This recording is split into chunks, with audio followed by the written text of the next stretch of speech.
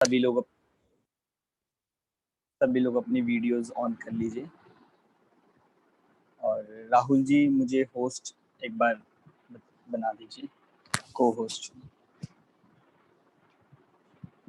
पिछले सप्ताह से हमने ये सेमेस्टर 2 स्टार्ट किया था, जिसमें हम सबसे पहले हमने सीमंदर भगवान के बारे में समझा और उसके बाद सीमंदर पूजन जो डॉक्टर हुकुमचंद जी भारल द्वारा लिखित है, उस पूजन को हम यहाँ पे समझ रहे थे। आप सभी ने अपने क्विज और पेपर सब दे दिए होंगे, मुझे उम्मीद है कि, क्योंकि अगले ही मतलब इसी वीक में अपना रिजल्ट भी अनाउंस हो जाएगा। जिन्होंने मतलब फर्स्ट सेकंड थर्ड आए हैं, वो अपना जो इवेंट होना है शिविर में, उसमें ही अनाउंस हो जाएंगे। और अगर नहीं दिए हैं आपने अपने असाइनमेंट्स या फिर कुछ भी, तो जितने लोगों ने दिया है उतने में से ही वो ग्रेडिंग करके रिजल्ट बना दिया जाएगा।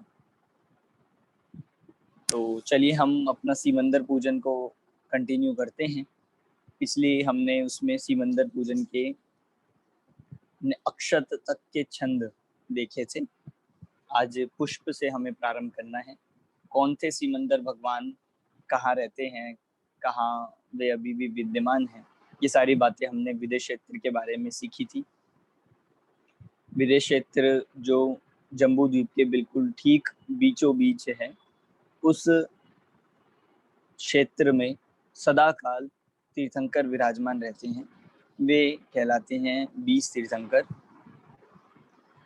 उनकी पूजन यहाँ पे लिखी गई है, क्योंकि हम वहाँ नहीं जा सकते, क्योंकि वो अभी भी विद्यमान है, इसलिए हम उनका यहीं से परोक्ष रूप से भाव नमस्कार, भाव वंदन करते हैं। इसीलिए ये पूजन सीमंदर भगवान की लिखी गई है। और आपने देखा होगा हमारे यहाँ के बहुत से मंदिरों में भी, मतलब है तो मंदिर भरत क्षेत्र के, उनमें भी सीमंदर भगवान की प्रतिमा विराजमान की जाती है।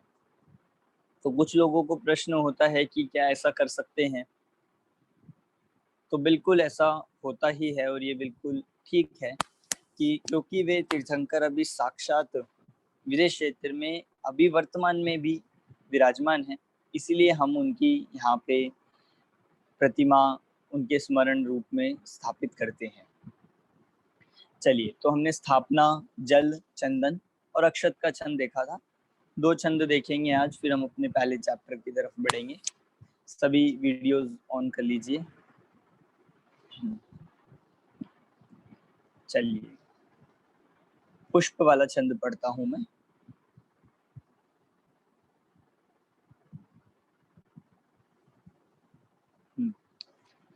तुम सुरभित ज्ञान सुमन हो, प्रभु नहीं राग द्वेष दुर्गंध कही। सर्वांग सुकोमल चिन्मय तन, जग से कुछ भी संबंध नहीं। निज अंतर वास सुवासित हो, शून्यांतर पर की माया से। चैतन्य विपिन के चितरंजन, हो दूर जगत की छाया से। सुमनों से मन को राह मिली, प्रभु कल्प बेली से यह लाया। इनको पाचहक उठा मन खग, भर चोच चरण में ले आया। पिछली क्लास में हमने अक्षत तक देखा था, आज पुष्प के छंद को समझेंगे। बहुत ही मार्मिक छंद है। पुष्प में हम कौन से फूल चढ़ाते हैं, पुष्प में कौन से फूल चढ़ाने चाहिए? सबने पूजन करी है, करते ही है। पीले चावल। पीले चावल। तो यहाँ तो पुष्प लिखा है, तो पुष्प का मतलब तो हमें क्या समझ आता है? सब लोगों से पूछोगे आप, किसी से भी, पुष्प क्या होते हैं? पुष्प पीले जो फूल होते हैं वो मानते हैं, पर हम अपने पूजन में अपने जो अष्ट द्रव्य हैं उनमें किसी भी तरह से कोई भी सचित द्रव्य का प्रयोग नहीं करते हैं। इसीलिए फूल चढ़ाना ये बिल्कुल भी योग्य नहीं है। शुद्ध आमनाय के अनुसार ये फूल का प्रयोग नहीं किया जाता है। सर इसमें एक चीज़ ये है कि अगर हमें फूल चढ़ाने नहीं चाहिए, मतलब चढ़ाते नहीं हैं हम भी, लेकिन इसमें जिनवाणियों में लिखना ही नहीं चाहिए था ये वाले शब्द कि चंपा, बेली, मतलब हर तरह के फूलों के नाम लिखे हुए हैं और ऐसे फलों के भी नाम लिखे हुए हैं, मिठाइयों के भी नाम लिखे हुए हैं कि पेड़ा, बर्फी, तो ऐसा नहीं लिखना चाहिए था कि कन्फ्यूज़न होता ही नहीं, ऐसे पंथ बनते ही नहीं। बिल्कुल, बिल्कुल सही बात है, लिखना नहीं चाहिए था। पर अब कोई ना कोई कवि हुए हैं या फिर वो कवि किस परंपरा के हुए हैं, ये हम उनका इतिहास, हम उनका बैकग्राउंड नहीं जानते। पर उन्होंने उस समय के अनुसार या प्रचलन के अनुसार लिख दिया। पर ये मान के लिखा कि जो पढ़ने वाले हैं वो इतने समझदार हैं। मतलब उन्हें इतना इसका ज्ञान होना चाहिए कि वो इससे क्या समझ रहे हैं। क्योंकि हो सकता है कि पुष्प नाम ही दिया गया है, पर प्रचलन में वो पीले चावल हो शुरू से ही, तो उन्होंने इस बात को अंडरस्टूड समझ के लिखा। पर दिक्कत हुई है कि कुछ लोगों ने इसको गलत भी ग्रहण कर लिया है, तो हमें तो इस बात को जानकर उससे दूर ही रहना चाहिए। हाँ, राजलक्ष्मी जी। सर अगर किस पहले लिखा हुआ था और गलत था, हाँ जी। तो अब हम चेंज क्यों नहीं कर सकते हैं इसको? देखिए, चेंज इसलिए नहीं कर सकते हैं क्योंकि जितना भी अपना इतिहास में जितना भी साहित्य मिला है, जितना भी जिनागम के ग्रंथ मिलते हैं, हम किसी में भी कुछ भी फेरफार नहीं कर सकते हैं। क्योंकि एक बार अगर हम एक ग्रंथ में फेरफार करेंगे या कुछ भी बदलेंगे, तो फिर ये एक नई गलत परंपरा प्रारंभ हो सकती है। कल को किसी को कुछ अच्छा नहीं लगा, वो बदल देंगे। किसी को कुछ और अच्छा नहीं लगा, वो बदल दें। तो फिर इन ग्रंथों की आज से लगभग 500 साल बाद क्या प्रामाणिकता रहेगी? कोई आधार ही नहीं रहेगा। अगर आप कल्पना कीजिए, अगर ऐसा अभी हुआ होता, हम तक जो ग्रंथ मिले अगर वो ऐसे होते, तो आज मूल जो आचार्यों की वाणी है, जो बात है, वो हम तक आ ही नहीं पाती। जिसको जो लगता वो वैसा चेंज कर देता। सर तेरा पंथ में तो पूरा चेंज है। मतलब कौन से तेरा पंथ में आप कह रहे हैं? कौन हमारे से? जो श्वेतांबर तेरा पंथी है ना, तो हम लोग तो ये सब पूजा पूजन कुछ है ही नहीं हमारे। बिल्कुल। तो ये दिक्कतें यही हुई है। एक मूल परंपरा थी, उस मूल हाँ परंपरा में जिसने चेंज करे, जो चेंज हो गए, वो एक अलग अलग धाराएं बन गई है। हाँ, और धारा अलग बन गई। इसी के नाम पे बहुत सारे मतलब पंथ बन गए। तो ये दिक्कत कहाँ से हुई? चेंज करने से हुई। जिनको लगा कि थोड़ा सा अपने हिसाब से कर ले, थोड़ा सा, जैसे मुनियों के स्वरूप के बारे में है कि मुनि का स्वरूप तो था निर्ग्रंथ, बिल्कुल परिग्रह हाँ रहित। किसी ने कहा कि चलो थोड़ा सा रख सकते हैं, हमने ये लिख दिया मुनि राज का स्वरूप, तो फिर वो अलग परंपरा चल पड़ी। तो इसीलिए किसी भी तरह से किसी साहित्य में, ग्रंथों में इस तरह फेरफार नहीं किया जाता है। अपनी बुद्धि में किया जाना चाहिए, अपने जो समझ है उसमें हमें फेरफार करना चाहिए। चलिए, पुष्प का मैं छंद पढ़ता हूँ, फिर इसके बाद हम करेंगे बात। तुम सुरभित ज्ञान सुमन हो प्रभु। सुमन मतलब होता है फूल। अब नाम ही यहाँ पे फूल का आएगा, पर बात आपको समझना है कि यहाँ पे फूल तो चढ़ाने वाले है ही नहीं, यहाँ पे पीले चावल चढ़ाए जाएंगे। पर फूल से भगवान की उपमा दी जा रही है। मतलब उसको एक एग्जाम्पल के रूप में, जैसे जल किया था, अक्षत लिया था, ऐसे फूल से किया जाएगा। क्योंकि फूल कैसा होता है? सुरभित। सुरभित मतलब खुशबूदार। तुम सुरभित, हे भगवान आप कैसे हो?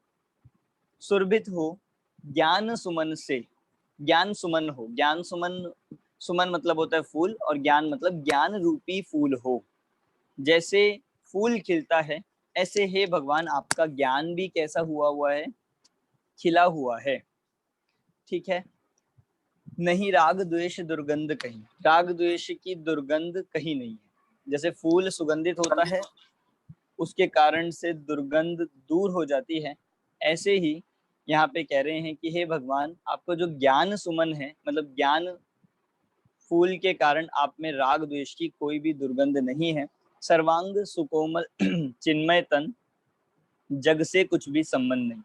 आपका पूरे अंग कैसे हैं? सुकोमल। जैसा फूल होता है कोमल, ऐसे ही आपके अंग कैसे हैं? सुकोमल है। चिन्मय, चिन्मय तन। चिन्मय मतलब होता है ज्ञानमय, और तन मतलब होता है शरीर। तो ज्ञान रूपी शरीर है। कई जगह हम शास्त्रों में देखेंगे तो भगवान के लिए ज्ञान शरीरी भी प्रयोग किया जाता है कि ज्ञान ही जिनका शरीर है। ठीक है, जग से कुछ भी संबंध नहीं, और जग से किसी प्रकार से संसार से आपका कोई संबंध नहीं है। निज अंतरवास सुवासित हो, शून्यांतर पर की माया से। निज अंतरवास मतलब जो अपना अंतरंग है, सुवासित हो, कैसा हो, और मतलब सुगंधित हो, वासित मतलब सुगंधित है, सुगंधित हो, शून्यांतर पर की माया से। शून्यांतर मतलब बिल्कुल रहित हो जाए, शून्य हो जाए, किससे? पर की माया से, या हम कहे मायाचार से, या पर पदार्थों के प्रति जो ममत्व से क्या हो जाए, बिल्कुल शून्य हो जाए। चैतन्य विपिन के चितरंजन। चैतन्य मतलब ज्ञान दर्शनमयी, विपिन मतलब होता है जंगल, वन। तो कैसा, किस चीज का वन हो? चैतन्य वन हो। इसमें क्या हो? चैतन्य विपिन के चितरंजन। चितरंजन मतलब होता है प्रकाशित करने वाले, और या किससे प्रकाशित कर रहे हैं? ज्ञान से। चित मतलब है ज्ञान, ज्ञान दर्शन। तो ज्ञान दर्शन के प्रकाश हो, कि पूरा जंगल हो, पूरा वन हो, और उसमें पूरा अंधकार हो, तो एक ज्ञान रूपी आपका जो प्रकाश से ही पूरा जो जंगल है वो प्रकाशित होता है। हो दूर जगत की छाया से। जैसे जंगल नगर के दूर होते हैं, नगर से बाहर होते हैं, ऐसे ही आपका चैतन्य विपिन जगत की छाया से, जगत के प्रभाव से, छाया मतलब यहाँ पे हम लगा सकते हैं प्रभाव से दूर ही है।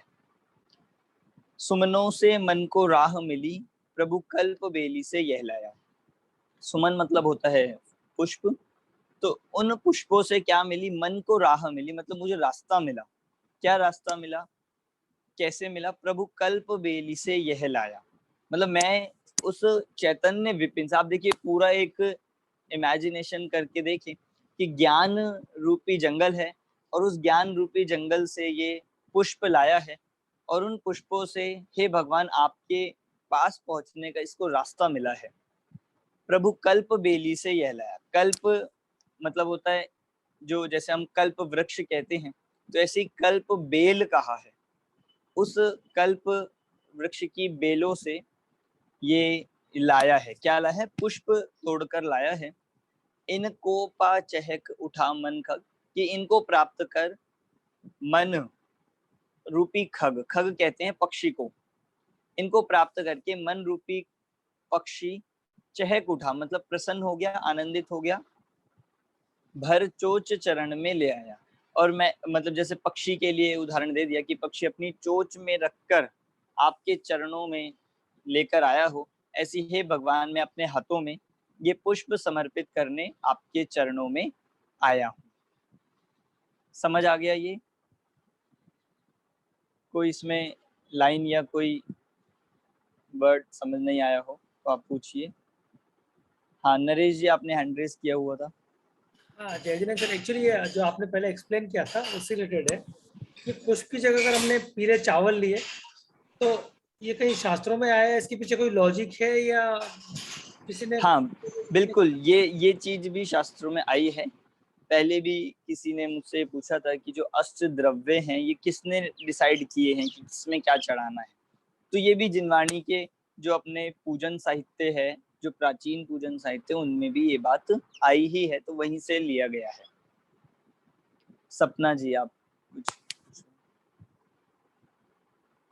हाँ जी जयस्नेह, मैं बस ये कहना चाह रही थी कि पुष्प का यहाँ पे सिंबॉलिक मीनिंग भी है, जो कि जैसे कल्पवृक्ष होते हैं वो लौकिक वृक्ष ना होके अलौकिक होते हैं और वो मड़ियों से बने होते हैं, तो उसी तरह से हम फूल भी जो है जो भगवान को अर्पित करते हैं वो लौकिक फूल ना होकर, मतलब वो सचित फूल ना होकर अचित फूल होते जो कि मड़ियों से बने हुए, तो वो सिंबॉलिक प्रेजेंटेशन है भगवान को अपनी तरफ से कि ज्ञान रूपी पुष्प। हाँ जी बिल्कुल, मतलब यहाँ पे अगर हम देखेंगे तो आठों ही जो मतलब अपने द्रव्य आने वाले सारे ही सिंबॉलिक रूप में यूज किए जाएंगे।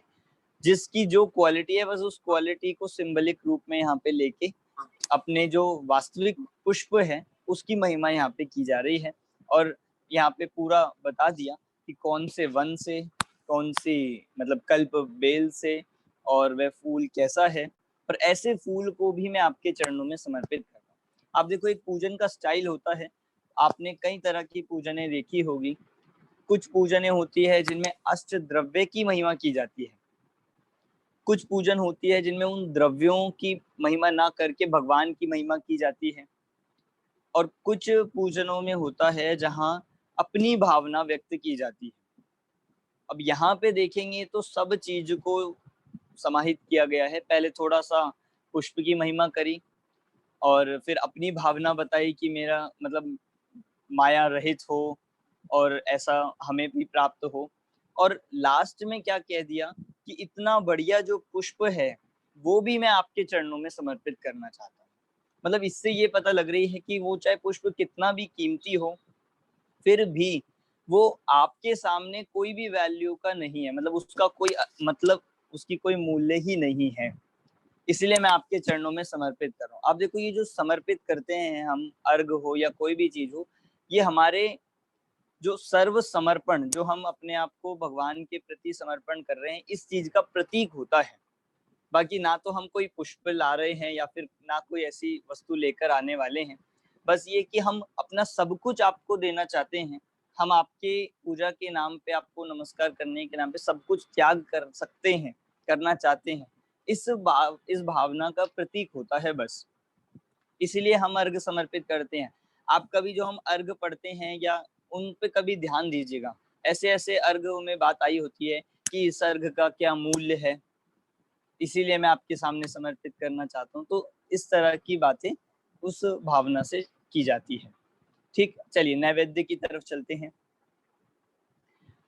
पढ़ता हूं मैं। आनंद रसामृत के द्रय हो, नीरस जड़ता का दान नहीं, तुम मुक्त शुदा के वेदन से, छठ रस का नाम निशान नहीं। विध विध व्यंजन के विग्रह से, प्रभु भूख न मेरी शांत हुई। आनंद सुधा रस निर्झर तुम, अतएव शरण ली प्रभु तेरी। चिर तृप्ति प्रदायी व्यंजन से, हो दूर शुदा के अंजन ये। क्षुत पीड़ा कैसे रह लेगी, जब पाए नाथ निरंजन ये। अब देखिए नैवेद्य का छंद। नैवेद्य क्या होता है? नैवेद्य में सब जानते हैं। हाँ, प्रसाद। हम क्या चढ़ाते हैं नैवेद्य मीठा के? या मीठा, पान, फल, फूल। वाइट चिटक, सफेद हाँ, चिटक, नारियल की जो गोले की हम वो बनाते हैं, सफेद चटक, वो नैवेद्य के रूप में चढ़ाई जाती है, वो हम प्रयोग करते हैं, वो बिल्कुल निर्दोष है। तो उस नैवेद्य के लिए क्या कर रहे हैं, जो भी हम नैवेद्य छंद, आप एक बार हमारी जो रह गई, पुष्प का जो हम समर्पित करते हैं, वो किस भावना से करते हैं? काम बाण विध्वंसनाहि पुष्पम निर्वपामीति स्वाहा। काम बाण मतलब सारे प्रकार के मोह राग द्वेष विकारी भावों को, काम भाव का नाश हो, इस भावना से। अब नैवेद्य यहाँ पे समर्पित की जा रहा है। नैवेद्य जो करते हैं वो हम करते हैं शुदा रोग विनाशनाय, शुदा रोग विनाशनाय। और शुदा क्या होता है? शुदा भूख, भूख, भूख। बिल्कुल सही। तो शुदा भी कोई रोग है क्या? मतलब हमें कहाँ लगता है शुदा रोग है? आपसे पूछा जाए किसी से कि आप स्वस्थ हो, तो हम कहेंगे हाँ बिल्कुल स्वस्थ है। कि आप कोई दवाई लेते हो? नहीं, कहेंगे हम तो बिल्कुल नहीं लेते। जो बिल्कुल कोई दवाई नहीं लेते होंगे वो कहेंगे नहीं हम तो नहीं लेते बिल्कुल भी। पर क्या हमारा यहाँ ध्यान जाता है कि हम जो भोजन कर रहे हैं या जो हमें भूख लग रही है, ये हमें रोग है, इस बात को दिखा रहा है। हमने जो भोजन कर रहे हैं ना, ये हमारे उस शुदा रोग की दवाई है। और ये ऐसी बीमारी है, ऐसा रोग है जो अभी तक, मतलब जन्म से लेकर अभी तक चला आ रहा है, और रोज इसके लिए प्रयास करते हैं और ये रोग मिट ही नहीं रहा है। तो ये भी एक रोग है। हमें जो बहुत अच्छा लगता है या बहुत बढ़िया लगता है, पर उसको भी, शुदा को भी रोग बताया गया है और वास्तव में वह भी रोग है। तो उस शुदा के लिए यहाँ पे मिटाने की भावना कर रहे हैं। आनंद रसामृत के द्रह हो। आनंद रस रूपी अमृत के आप क्या हो? द्रह। द्रह मतलब होता है वैसे तालाब, समुद्र, हम द्रह उस तरह से कहते हैं कि जहाँ पे बहुत सारा जल इकट्ठा हो। तो आनंद रूपी रस अमृत के आप तालाब हो। नीरस जड़ता का दान नहीं, आप दान देते हो तो किस चीज का देते हो? तो सरस वाणी जो आपकी दिव्य ध्वनि है, आपका उपदेश है, उसी का दान देते हो। नीरसता का दान आप नहीं देते हो। मतलब ना नीरसता का ना जड़ता का, कि जड़ से किसी प्रकार सुख हो जाएगा, पर पदार्थों से सुख आ जाएगा, शरीर से सुख हो जाएगा, ऐसा आप दान ही नहीं देते हो। भगवान दान देते हैं क्या? भगवान दान देते हैं। तो हम जब पढ़ेंगे शास्त्रों में आगे तो पता चलेगा, हाँ देते हैं। मतलब उनके अनंत दान कहा गया है, जो लब्धियों में ऐसा आया। तो वो किस चीज का दान दे रहे हैं? शायिक दान होता है उनके, वे देते हैं मोक्ष मार्ग के उपदेश का दान। सभी जीवों को मोक्ष पर चलने का मार्ग बताते हैं, यही शायिक दान है। नीरस जड़ता का दान नहीं, मतलब आप सरस उपदेश का ही मार्ग बताते हो। तुम मुक्त शुदा के वेदन से, हे भगवान आप कैसे हो? मुक्त हो शुदा के वेदन से, भूख की वेदना से, दुख से आप दूर हो। षट रस का नाम निशान नहीं। सर मुझे नीरस जड़ता का थोड़ा सा बताइए ना। नीरस जड़ता का दान नहीं यानी एग्जैक्टली मतलब हाँ, नीरस जड़ता, नीरस मतलब होता है रस रहित, और जड़ता मतलब जड़ में सुख है या फिर जड़ से सुख हो जाएगा, पर पदार्थों से सुख हो जाएगा, इस बात का, इस तरह का आप दान ही नहीं देते। मतलब जो आपकी वाणी है, जो आपका मार्ग है, वो नीरस नहीं है, पहली बात तो। और दूसरा, जड़ का उपदेश नहीं देते आप कि जड़ से आप सुखी हो जाएंगे। सिर्फ चेतन आत्मा को प्राप्त करने का ही आप उपदेश देते हो, इसलिए उसे कहा नीरस जड़ता का दान नहीं। ठीक है, चले। षट रस का नाम निशान नहीं, जो भोजन के अपने 6 रस होते हैं, जिनकी लोग एक एक दिन त्याग भी करते हैं, कोई किसी चीज की रसी करते हैं। कोई बताएगा 6 रस कौन कौन से होते हैं? 6 रस। नहीं जी, नमक, शक्कर, दूध, घी और दूध, घी, हरी हरी दही दही दही तो दूध में आ जाएगा शायद। मधुर अम्ल लवण कटु तिक्त कषाय, ये तो षड रस मधुर अम्ल लवण कटु तिक्त कषाय। ये तो विज्ञा हो गए। नहीं, ये जो हम आपने बताए हैं ये षट रस नहीं होते हैं। मतलब जिनको हम, ये तो जो हमने देखा है, जो अपनी रसना इंद्रिय के 5 विषय होते हैं, ये तो कड़वा, कषायला, चरपरा, मीठा और खट्टा। ये वाले रस नहीं, यहाँ पे जो षट रस कहे गए हैं वो यही वाले हैं जो जिनका लोग त्याग करते हैं। तो हाँ, श्री जैन आप बताइए। दूध, दही, घी, तेल, मक्खन और मीठा। अच्छा, तो ये 6 रसी के यहाँ पे नाम सही है क्या? बाकी सब लोग जिनको सर मुझे नहीं, हाँ जी, मक्खन और घी तो सेम ही इसमें आ जाएगा कैटेगरी क्योंकि में, हाँ, और दूध दही भी एक में आ जाएगा। नहीं। चलिए, तो ठीक है, आप लोग समझ गए कि हम कौन से यहाँ पे ले रहे हैं। ये 6 विज्ञा बोलते हैं ना सर इनको? हाँ, पता 6 नहीं। दूध, दही, दूध, दही, तेल, घी, शक्कर, नमक। हाँ जी सर, यही है, बिल्कुल सही, यही है। तो ये 6 रस के नाम हम देखते हैं। तो इन 6 रसों से कह रहे हैं कि आपके नाम निशान नहीं। मतलब हम तो सामान्य जीव एक का त्याग करते हैं, कोई 2 का कर देता है, पर आपके तो किसी भी रस का नाम निशान नहीं है, सभी का त्याग ही है।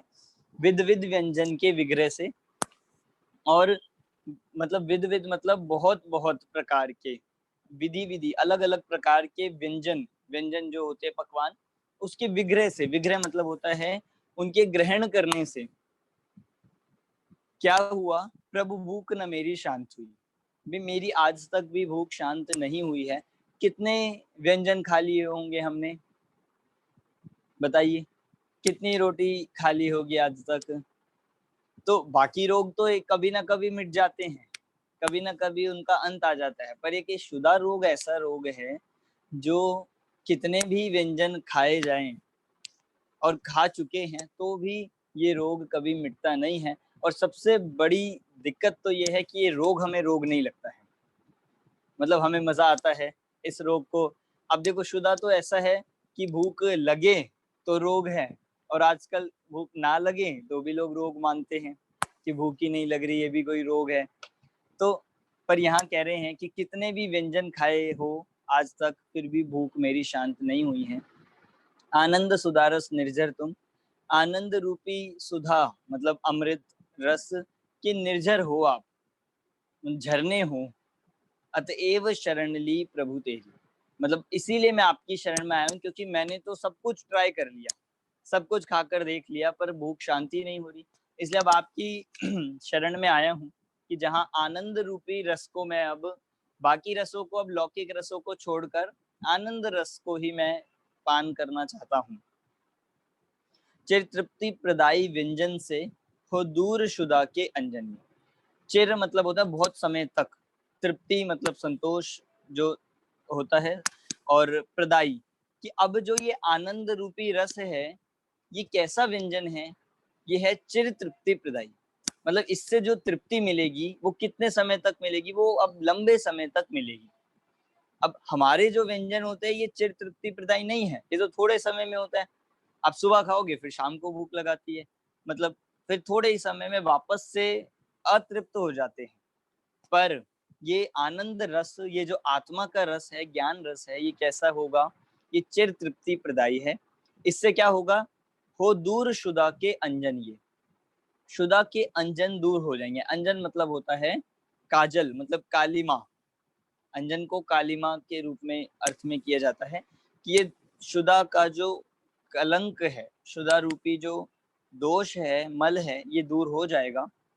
शुद्ध पीड़ा कैसे रह लेगी, ये जो शुदा रूपी पीड़ा है फिर कैसे रहेगी, जब मैं तृप्त हो जाऊंगा तो शुद्ध की पीड़ा रहेगी ही नहीं।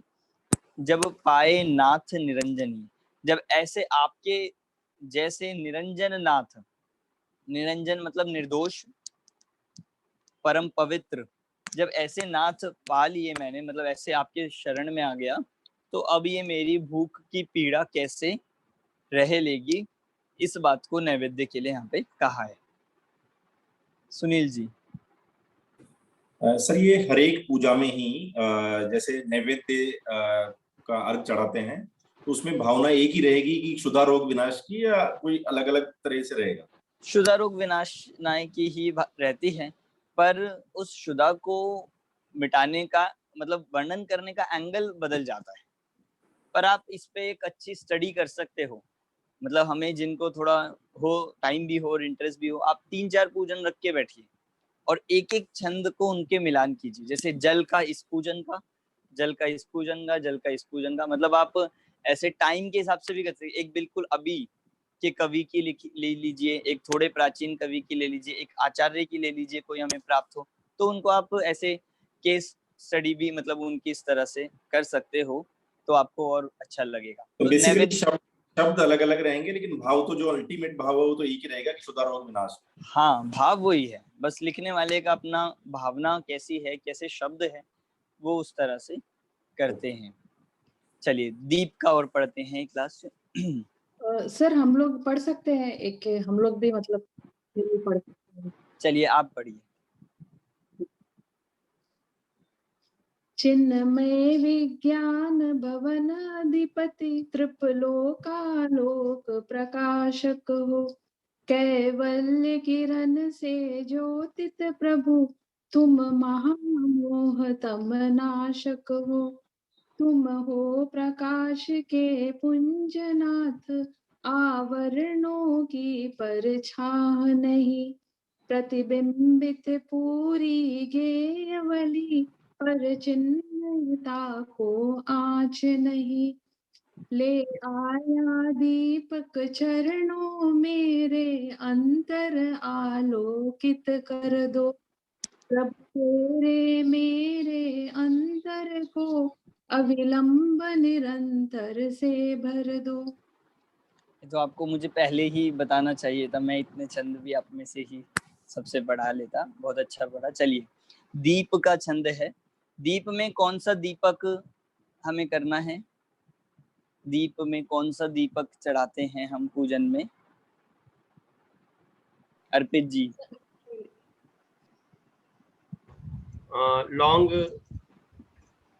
लौंग का प्रयोग करते हैं।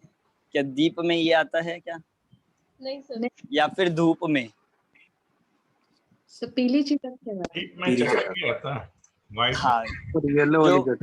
हाँ, जो गोले नारियल की जो हम वो बनाते हैं चटक, वाइट जो होती है वो नैवेद्य में आती है, और जो पीली जो चंदन सहित कर दी जाती है वो दीप में आती है।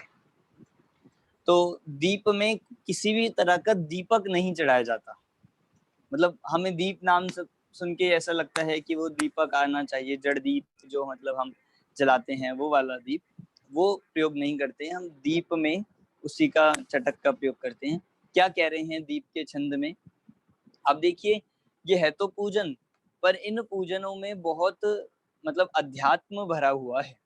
हमें अगर स्वाध्याय करना हो तो हम इन पूजनों के माध्यम से भी स्वाध्याय हो सकते हैं। हम इनके माध्यम से भी तत्व ज्ञान को समझ सकते हैं, प्राप्त कर सकते हैं। ऐसी पूजने हैं ये। चिन्मय विज्ञान भवन अधिपति। चिन्मय मतलब चैतन्यमय, ज्ञान दर्शनमय, विज्ञान मतलब हम इसे कह सकते हैं जो वीतराग विज्ञान भवन, ऐसे भवन के अधिपति हो। भवन मतलब होता है महल, और आप उसके क्या हो? अधिपति हो। अधिपति मतलब स्वामी हो। तुम लोकालोक प्रकाशक हो, और आप हे भगवान लोकालोक को प्रकाशित करने वाले हो, अर्थात सर्वज्ञ हो। कैवल्य किरण से ज्योतित प्रभु। कैवल्य मतलब केवल ज्ञान की किरण से, ज्योतित मतलब उससे, उसकी प्रकाश से प्रकाशित हो। तुम महामोहतम नाशक हो, और आप महामोह, मोह रूपी तम, तम मतलब होता है अंधकार, अंधेरा, तो आप महामोह रूपी अंधकार को नाश करने वाले हो। अब देखो, यद्यपि हम दीपक नहीं चढ़ाते हैं, पर यहाँ पे जितना भी जो विशेषण किया जाए, विश्लेषण किया जाएगा, महिमा की जा रही है, वो उस दीपक के आधार से की जा रही है, क्योंकि उस दीपक की क्वालिटी तो हमें पसंद है, पर हम वो दीपक प्रयोग नहीं करते। उस दीपक की क्वालिटी तो क्या है?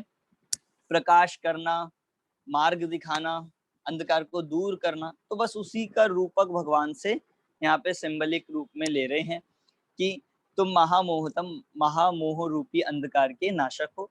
तुम हो प्रकाश के पुंज। बहुत इजी है ये सब कि आप प्रकाश के पुंज हो, मतलब समूह हो। आवरणों की परछाई नहीं, और आप पे किसी भी तरह का आवरण नहीं है। जैसे हमारा ज्ञान तो कैसा है, अभी हम अपनी आंखों के आगे भी हाथ लगा ले, या फिर हमारी किसी इंद्रियों में कुछ कमजोरी आ जाए तो हम, या फिर कर्म का उदय आ जाए, तो हमारा ज्ञान अभी रुक जाएगा, मतलब बाधित हो जाएगा, आवरण आ जाएंगे। पर जो केवली भगवान है, अरिहंत भगवान है, उनका ज्ञान कैसा है? जिसमें किसी भी तरह के आवरणों की परछाई नहीं है, आवरण रहित है, निरावरण है। प्रतिबिंबित पूरी गेयावली, और पूरे गेयावली मतलब पूरे जो गे होते हैं सारे पदार्थ, पर जितने भी लोक के पदार्थ हैं वो सारे क्या हो रही है? प्रतिबिंबित हो रहे हैं, प्रकाशित हो रहे हैं आपके ज्ञान में, पर चिन्मयता को आज नहीं। ये एक कॉन्ट्रडिक्टरी बात कही, मतलब यहाँ पे कि पूरे लोकालोक को देख रहे हो, पर फिर भी आपकी जो चिन्मयता है, आपका जो ज्ञान है, उस पे आंच भी नहीं आ रही है। जैसे पूरे लोकालोक को दिखाते हुए भी उनका ज्ञान थोड़ा सा भी कम नहीं हो रहा है, थोड़ा भी उन पदार्थों से प्रभावित नहीं हो रहा है। आंच नहीं आने का सबसे बढ़िया ये है कि उनसे प्रभावित नहीं हो रहा है। हमारा ज्ञान कैसा होता है कि जो किसी को देखा हम उससे प्रभावित हो गए, राग हुआ या द्वेष होने लगा। पर उनका ज्ञान कैसा है कि जो लोकालोक को देख रहा है एक एक चीज, फिर भी उससे वो प्रभावित नहीं होते हैं। ले आया दीपक चरणों में, रे अंतर आलोकित कर दो, कि मैं दीपक आपके चरणों में लाया हूँ, क्या भावना से, कि आप मेरे अंतरंग को आलोकित कर दो, प्रकाशित कर दो। प्रभु तेरे मेरे अंतर को अविलंब निरंतर से भर दूं। हे भगवान, आपका और मेरा जो अंतर है, बहुत अंतर है। मतलब सारी चीजों में अगर हम अंतर देखें तो आप वीतरागी हो, हम राग द्वेष हैं सहित है, आप सर्वज्ञ हो, हम अल्पज्ञ हैं, या फिर आप मुक्त हो चुके हो, सुखी हो, और मैं अभी दुखी हूँ। तो इस तरह जो अंतर है उसको क्या कर दो, अविलंब मतलब शीघ्र ही, जल्दी, बिना विलंब किए निरंतर से भर दो, कि उस अंतर को खत्म कर दो, उस अंतर को नष्ट कर दो, जो समानता है वो आ जाए। कि हे भगवान, इससे मतलब ये तो कहने की शैली है, अगर हम इसका भाव अर्थ देखें तो कवि ये कहना चाहता है कि हे भगवान, मैं भी आपके समान भगवान बन जाऊं, मैं आपके समान भगवान बनूं, और जो मेरा और आपका अंतर है वो नष्ट हो जाए। ये भावना इस दीप के छंद में कही गई है। ठीक है, समझ आ गया? किसी को इसमें कोई डाउट है क्या? वर्षा जी, आपने हैंड रेज किया हुआ है। जय जिनेंद्र। सो बेसिकली आपका जो लास्ट वाला छंद था नैवेद्य का, उसमें हमने सुधा की बात करी। तो पहले लोभ कषाय एक जगह पे कहीं पे पढ़ा था, लोभ कषाय मल विनाशनाय, तो दोनों सेम है क्या? दोनों शुद्ध है?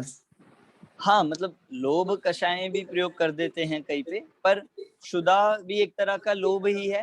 खाने के वस्तुओं को खाने का जो लालच है, खाने का जो मतलब उसके प्रति आसक्ति है, लोभ का मतलब वही होता है। इसलिए कहीं कहीं लोभ भी लिख देते हैं, तो वो ही है। मतलब मूल तो पूरी पूजन का भाव यही है कि हमारे अंतरंग के मोहराग द्वेष भाव मिटे, विकार मिटे, उस उद्देश्य से किया जाता है। ठीक है, हाँ पल्लवी जी आप।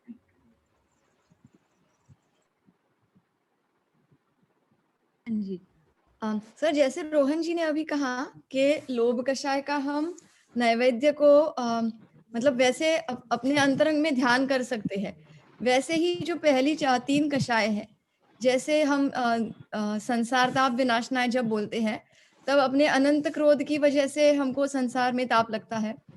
तो ऐसे चंदन के लिए हम क्रोध का ले सकते हैं, क्रोध कषाय। फिर अक्षत के लिए हम मान कषाय का भी लगा सकते हैं ऐसे ही, और बिल्कुल, फूल के लिए माया कषाय का भी लगा सकते हैं। बिल्कुल ऐसा कहीं जगह पे इस तरह से भी प्रयोग हुआ है, क्योंकि मतलब मूल भावना ना बदले पर आपके शब्द शैली बदल जाती है कवियों की। तो भावना तो वही है कि हम कर्मों से, कषायों से, विकारों से, मिथ्यात्व से रहित हो। इस भावना को रखते हुए किसी ने किस तरह के शब्दों का प्रयोग किया है और किसी ने अलग। सर, और जैसे आपने कहा कि पूजन से भी स्वाध्याय हो सकता है, तो वैसे पूजन करते हुए हम अंतरंग में ये मतलब बाहर में तो छंद बोलेंगे, लेकिन अंतरंग में ऐसा ध्यान सकते हैं कि वाकई में ये जो संसार का ताप है, अब मैं जल कर इसमें और नहीं जलना चाहता हूँ, तो चंदन समान मैं शीतल बनना चाहता हूँ। बिल्कुल, मतलब इसमें भी आप देखो बहुत तरह की पूजन है। कुछ तो सामान्य पूजन भी दिखती है, कुछ अध्यात्म वाली भी है। जैसे इसमें हम देख रहे हैं तो पूरा अध्यात्म भी आ रहा है, कि जो हम बात समय सार आदि ग्रंथों में पढ़ते हैं कि जहाँ आत्मा को सिद्ध समान या भगवान के समान कहा, यहाँ भी क्या कह रहे हैं कि हे भगवान, मेरा और आपका अंतर जो है वो मिट जाए। बिल्कुल, मतलब ऐसे हम इनके माध्यम से भी स्वाध्याय कर सकते हैं। अनुभव जी। मेरा प्रश्न ये है कि जो पूजन है, जैसे सिमंदर भगवान जी की पूजा है या और कोई पूजा जो हम लोग करते हैं, क्या ये आवश्यक है कि हम मंदिर जी में जाके प्रतिमा के सामने ही करें या घर पे बैठ के भाव पूजा? हाँ जी, तो हमने पहले इसकी हमारी बात बहुत हुई थी, आप जब नहीं थे तो मैं बता जी, देता मैं हूँ। नहीं था, आई एम सॉरी फॉर। हाँ जी, तो ये बिल्कुल ज़रूरी है कि हम मंदिर में ही करें। बिल्कुल ज़रूरी है कि हम भगवान के सामने ही पूजन करें, क्योंकि हम जिनकी पूजन कर रहे हैं उनके समक्ष, उनके सामने करना, ये उनका मतलब उनके लिए हम ये कहेंगे कि हमारे जो भाव हैं वो उसी समय वास्तव में केंद्रित हो सकते हैं, और उनका जो गुणगान है वो उनके समक्ष होकर करना, ये उनका बहुमान भी दिखाता है। अब हम महिमा किसी की करें और कहीं और जाके करें तो ये चीज ठीक नहीं है। बस अभी ये जो हमें मतलब ये जो एक्सेप्शन हमने बनाया है, या फिर ये मजबूरी जिसे हम कह सकते हैं, तो उसको मजबूरी तक ही माने तो ठीक है, उसको हम मतलब राजमार्ग ना माने। जहाँ हो सके, जितना हो सके, जब जब हो सके, तो हमें साक्षात ही बिल्कुल मंदिर में जाके ही बिल्कुल विधि पूर्वक ही पूजन आदि करना चाहिए। कभी अलग बात है कि हमें उपलब्ध ना हो या कोई और दिक्कत हो, तो हम फिर इस तरह से भाव पूजन कर सकते हैं, पर उपदेश तो इसी बात का है कि हम मंदिर में बैठकर ही पूजन करनी चाहिए। सर राजमार्ग का क्या मतलब है? राजमार्ग मतलब जो एक आदर्श बात है, जो आइडियल स्टेज है, वो तो यही कही जाएगी कि हमें मंदिर में जाकर ही करनी चाहिए, क्योंकि बहुत अंतर है। आप देखो, आप दोनों सिचुएशन में से आप अभी गुजर रहे होंगे या करा होगा, आप देखो परिणाम भी किधर ज्यादा हमारे केंद्रित होते हैं, भावों में निर्मलता भी किधर आती है। घर में पूजन हो तो जाती है, कर तो लेते हैं, पर उसके साथ साथ क्या क्या चलता रहता है और कहाँ कहाँ ध्यान जाता है, तो वो सब बातें खुद ही हमें ध्यान में आती हैं। बाकी करते तो है ही लोग, जैसे कभी ट्रेवलिंग करते हैं या फिर कहीं इधर उधर जाते हैं, तो वहाँ एक ऐसा एक्सेप्शन में तो हम कर लेते हैं, पर राजमार्ग नहीं है। हाँ जी, पल्लवी जी। हाँ जी। सर, और जैसे जिनेंद्र भगवान का दर्शन सम्यक दर्शन का साक्षात कारण है, और हमारे मंदिर जी में जब हम जाते हैं तो उस समय भी भाव बहुत उत्कृष्ट, बहुत प्रकृष्ट भाव होते हैं। तो ये भी एक कारण होगा ना कि घर बैठे पूजा तो हो सकती है, पर प्रतिमा जी को देख के हमारे भाव ज्यादा शुद्ध हो सकते हैं। बिल्कुल बिल्कुल, इस चीज का तो हम प्रैक्टिकली ही खुद अनुभव करते ही हैं, दिखाई ही देता है, तो ये चीज हमें ऐसी समझनी चाहिए। तो चलिए, अपना पूजन का तो अभी इतना ही लेंगे। हाँ, अर्पित जी आप कुछ कह रहे हैं। हाँ सर, यहाँ पे क्षुधा रोग को मतलब ऐसा रोग क्यों बोला? क्योंकि जैसे भूख लगना तो एक नेचुरल प्रोसेस है, तो अगर कषाय को रोग बोले मान मोलो में, तो वो समझ में आता है कि हाँ दिस इज द रोग। बट अब इसमें भी फिर दो चीजें ले सकते हैं कि जो नॉर्मल जो जीने के लिए खा रहे हैं वो तो नॉर्मल है, तो उसको रोग नहीं बोला जाए, लेकिन बहुत ज्यादा उसमें ही आसक्त हो रहे हैं खाने में, या बहुत ज्यादा वेराइटीज, और उसको एक रोग बोल सकते हैं, वैसा कुछ?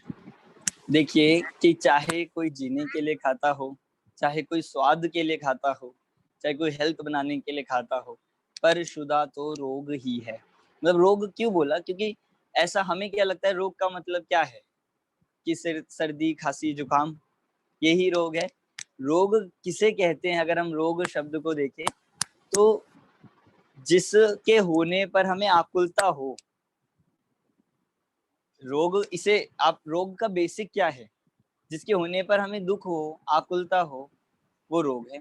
अब वो चाहे बुखार हो, फिर चाहे वो कोरोना हो, फिर चाहे यहाँ पे जो लिया शुदा हो।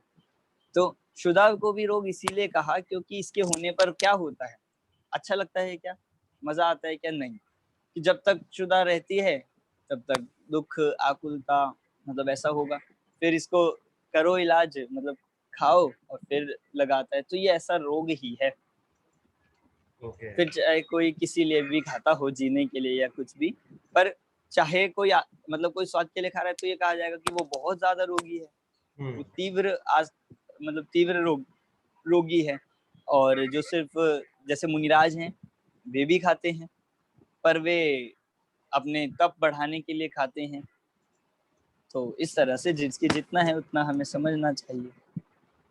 और पूर्ण मुक्त तो जिनेंद्र भगवान है, अरिहंत परमेश्वरी है, जिन्होंने संपूर्ण आहारों का त्याग कर दिया है।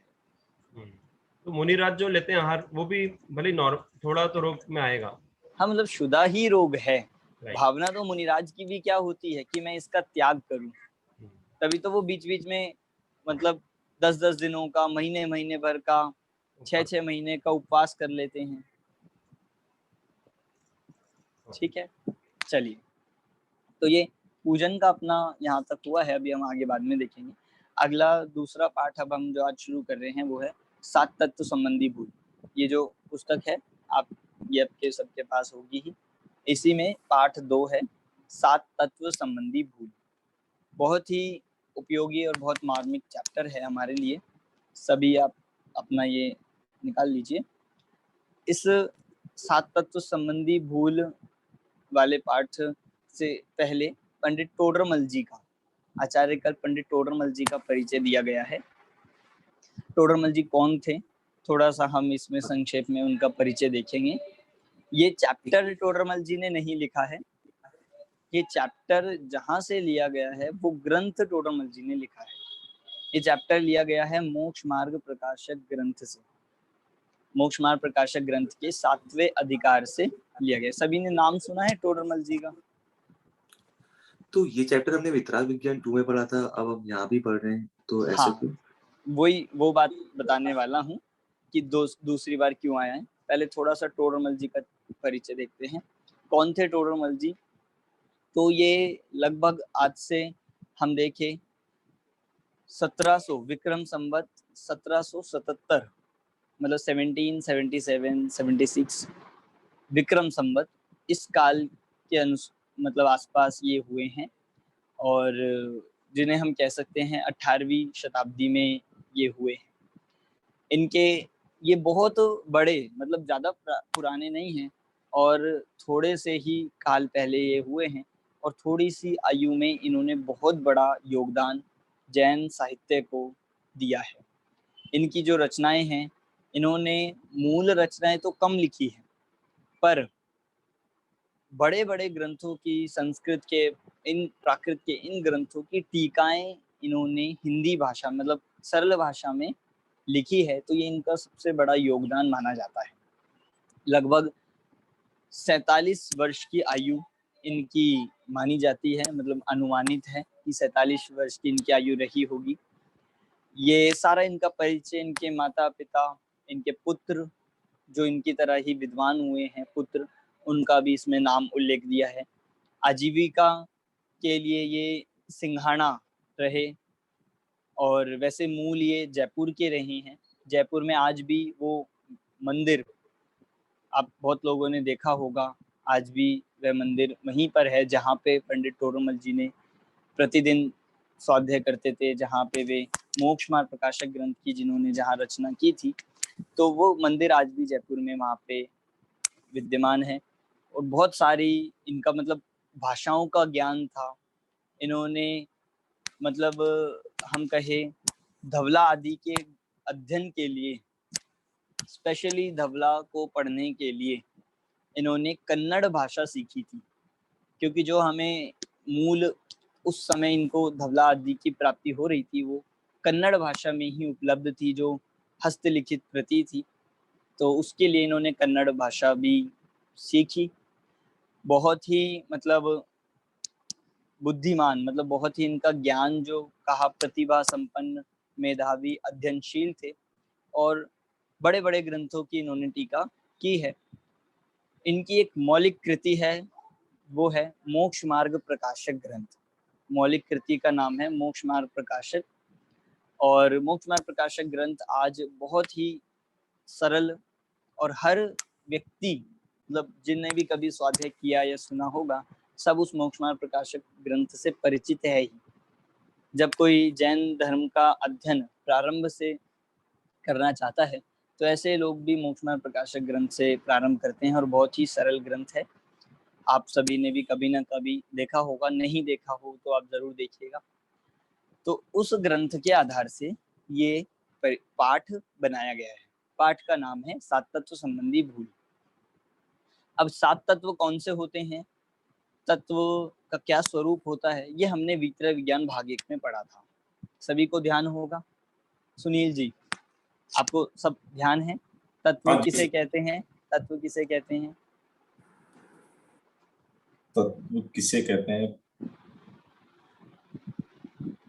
परिभाषा तो याद नहीं है। भाव बता दीजिए। हाँ, बेसिकली जो जीव अजीव, आश्रव, बंध, संवर, निजरा, मोक्ष, जो 7 तत्व कहे गए हैं, तो ये तत्वों का हमें श्रद्धान होना जरूरी है, ये तत्वों की जानकारी होना जरूरी है, क्योंकि जब तक हम तत्वों को बारे में स्वरूप को नहीं समझेंगे तब तक हम जो अल्टीमेट गोल है मोक्ष वो प्राप्त नहीं कर पाएंगे। बिल्कुल सही बात है, पर ये तो ठीक है, ये तत्वों के नाम हो गए और तत्वों को समझने की आपने इम्पोर्टेंस बता दी, पर तत्व होता क्या है ये रोहन जी? जो वस्तु जैसी वो उसका भाव, उसको तत्व कहते हैं। बिल्कुल सही है, जो वस्तु जैसी है उसका जो भाव है, या फिर हम कहें वस्तु का जो भाव है उसका नाम तत्व है। और ऐसे तत्व 7 होते हैं। इन 7 तत्वों को प्रयोजनभूत तत्व कहा, और प्रयोजनभूत इसीलिए कहा क्योंकि ये हमारे सुखी होने का प्रयोजन पूरा करने वाले हैं। मतलब इनकी समझ, इनका श्रद्धान हमें सुखी करने वाली हैं। हम मतलब मोक्ष प्राप्त करने के लिए इनका श्रद्धान होना ये अनिवार्य है, इनकी समझ होना जरूरी, इसलिए प्रयोजनभूत तत्व कहलाते हैं। अब हमने एक वितर विज्ञान भाग 2 में जैसा अभी पूछा कि 7 तत्व संबंधी भूल पड़ी थी, ध्यान है किसी को? बताइए, मतलब ध्यान होनी चाहिए, और हमने भूल चल भी रही है हमारे तो और ध्यान होनी चाहिए, क्योंकि हमें उन भूलों को मिटाना है। तो भूल ही नहीं पता होगी तो भूल को मिटाएंगे कैसे? नरेश जी। हाँ, ट्राई कर सकते हैं सर। जैसे अच्छा, आप लोगों ने उसका वो भी बनाया था, प्रोजेक्ट भी किया था 7 तत्व संबंधी भूल का, तो आपको तो डबल तैयार होनी चाहिए। नहीं, वो तो हमारी मास्टरमाइंड तो पल्लवी जी है, हम तो कॉपी पेस्ट वाले थे, हाँ ट्राई कर सकते हैं सर। नहीं, आप देखो, उस प्रतियोगिता का मूल प्रयोजन ही ये था कि जो आपने वो स्किट बनाई थी उसका प्रयोजन ही ये था कि जो टॉपिक आप लोगे वो तो आप उसके मतलब कॉन्सेप्ट बिल्कुल क्लियर हो जाना चाहिए। तो मुझे उम्मीद है कि सबको होगा ही जिन उसमें पार्ट लिया था। चलिए बताइए, अब जीव अजीब की बताइए। हाँ, मैं जीव अजीब की, शरीर को जीव मानना ये सबसे बड़ी भूल है पुद्गल को, तो ये जीव संबंधी हो गई। और अजीव संबंधी का तो प्रश्न भी आया था कि जैसे आत्मा को शरीर मानना, ये अजीव संबंधी भूल है। मतलब आपने थोड़ा सा उल्टा कर दिया, पर इतना था कि आत्मा को शरीर मानना या मतलब जीव को अजीब मानना, ये हो गई जीव तत्व संबंधी भूल। और अजीब जितने ये जितने पर पदार्थ है, शरीर है, इनको जीव मानना, ये हो गई अजीब तत्व संबंधी भूल।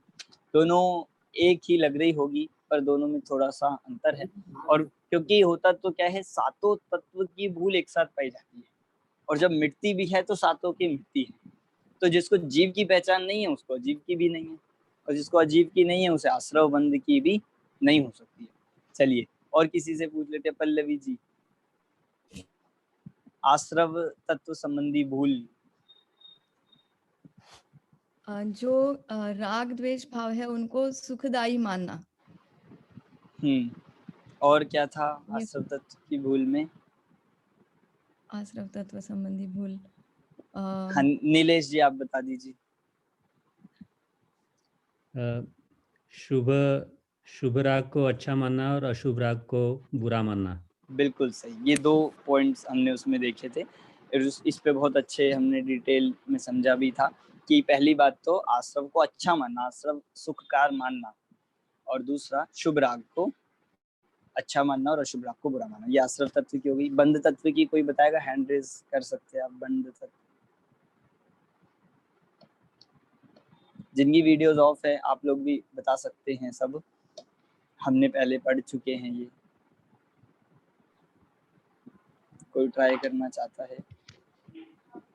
जी, शुभ बंध को जो है वो बेटर मानना, यानी कि पुण्य को कहना कि पुण्य कर किया है तो अच्छा किया, वो बंध हाँ, हम इसको ऐसा कहेंगे कि शुभ बंध को उपादेय मानना और अशुभ बंध को तो बुरा मानना, हे मानना। तो ये बंध तत्व संबंधी भूल थी, बिल्कुल सही है।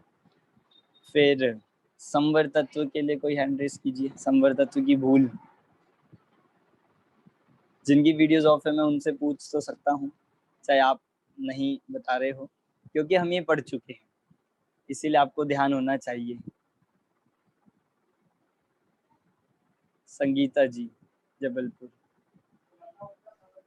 भैया जी, ऐसे जैसे कि संवर मतलब कर्मों का आना रुकना, तो जिनसे कर्मों का आना रुकने के लिए हमें शुभ भाव करना होगा, उसके लिए हमें आत्म ध्यान करना होगा और मतलब वही आत्मा का ध्यान करना होगा, तो उसको दुखकर मानना, उसको हाँ, दुखकारी मानना। मतलब ठीक है कि संवर के जो कारण है ज्ञान और वैराग्य, इनको कष्टदायक दुखदायक मानना ये ठीक है, पर एक बात जो आपने बोली कि हमें उसके लिए शुभ भाव करना होगा, ये नहीं है, क्योंकि ये तो भूल है, ये भूल में आता है। अभी हम उसको आज मतलब इस वाले में पढ़ेंगे।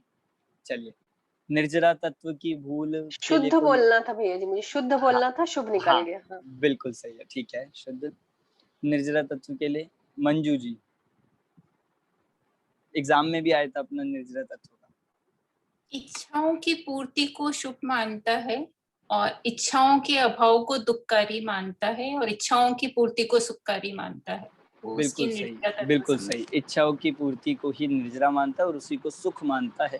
इच्छा की पूर्ति ना हो तो दुखी होता है, मतलब इच्छाओं के अभाव को दुख। बिल्कुल सही, निर्जरा तत्व संबंधी भूल। और लास्ट है मोक्ष तत्व संबंधी भूल। हैंड रेज कीजिए आप कोई। हाँ, मीनाक्षी जी। मोक्ष में सुख है यही मानता है, ये नहीं मानता, और संसार में ही सुख है ये मानता। बिल्कुल सही, एक तो ये था। दूसरा पॉइंट एक क्या था? मोक्ष के सुख को भी संसार के सुख की जाति का ही मानता है। बिल्कुल, हाँ, बिल्कुल स्वर्ग जैसा ही सुख मानता है मोक्ष में। चलिए, तो मतलब मुझे तो बहुत अच्छा लगा कि आप लोगों को याद है, तो थोड़ा हाँ मतलब पिछले बार का भी अभी याद रख रहे हो, तो ये बहुत अच्छी बात है। चलिए, तो 7 तत्व संबंधी भूल हम सबको तैयार है, और बाकी जिनको नहीं भी होगा तो ये रिवाइज हो गया होगा। तो इस तरह ये 7 तत्व संबंधी भूल हमने पहले पढ़ ली थी। अब यहाँ क्या है, फिर जब पहले पढ़ ही ली थी तो ये दोबारा चैप्टर गलती से आ गया क्या, या फिर बनाने का कुछ अलग कारण हो सकता है? तो देखिए, 7 तत्व संबंधी भूल 2 तरह से ली गई है। मतलब पहले वाली भी पंडित टोडरमल जी के मोक्षमार्ग प्रकाशक से ली थी और अब भी, तो कुछ अंतर तो होना चाहिए। जब उन्होंने भी उस ग्रंथ में 2 बार लिखी है और यहाँ भी हम 2 बार पढ़ रहे हैं, तो कुछ क्या कारण है, ये बात हम देखते हैं। नंदिता जी, आप कुछ कह रही हैं? जी सर, कि ये दोबारा दी गई है क्योंकि this is very important for our progress, and this time it will go much into detailing. Last time तो ऊपर से सिर्फ झांकी दी गई थी।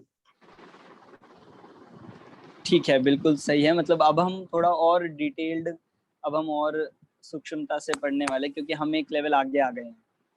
पर मेन बात दोबारा देने का वो ये है कि जो वहाँ 2 तरह का हमने मिथ्यात्व पढ़ा था। मिथ्यात्व कितने तरह का होता है? 2 तरह का। कौन कौन सा? ग्रहित मिथ्यात्व और अग्रहित मिथ्यात्व। अग्रहित मिथ्यात्व किसे कहते हैं, सरिता जी? जो अनादिकाल से हमारे साथ चला, जो अनादि से चला आ रहा हो, जो प्रत्येक जीव को चारों गति में जो है सबको पाया जाता है, वो होता है अग्रहित मिथ्यात्व। मतलब जो मिथ्या दृष्टि है उनके। और ग्रहित मिथ्यात्व कोई और बताएगा?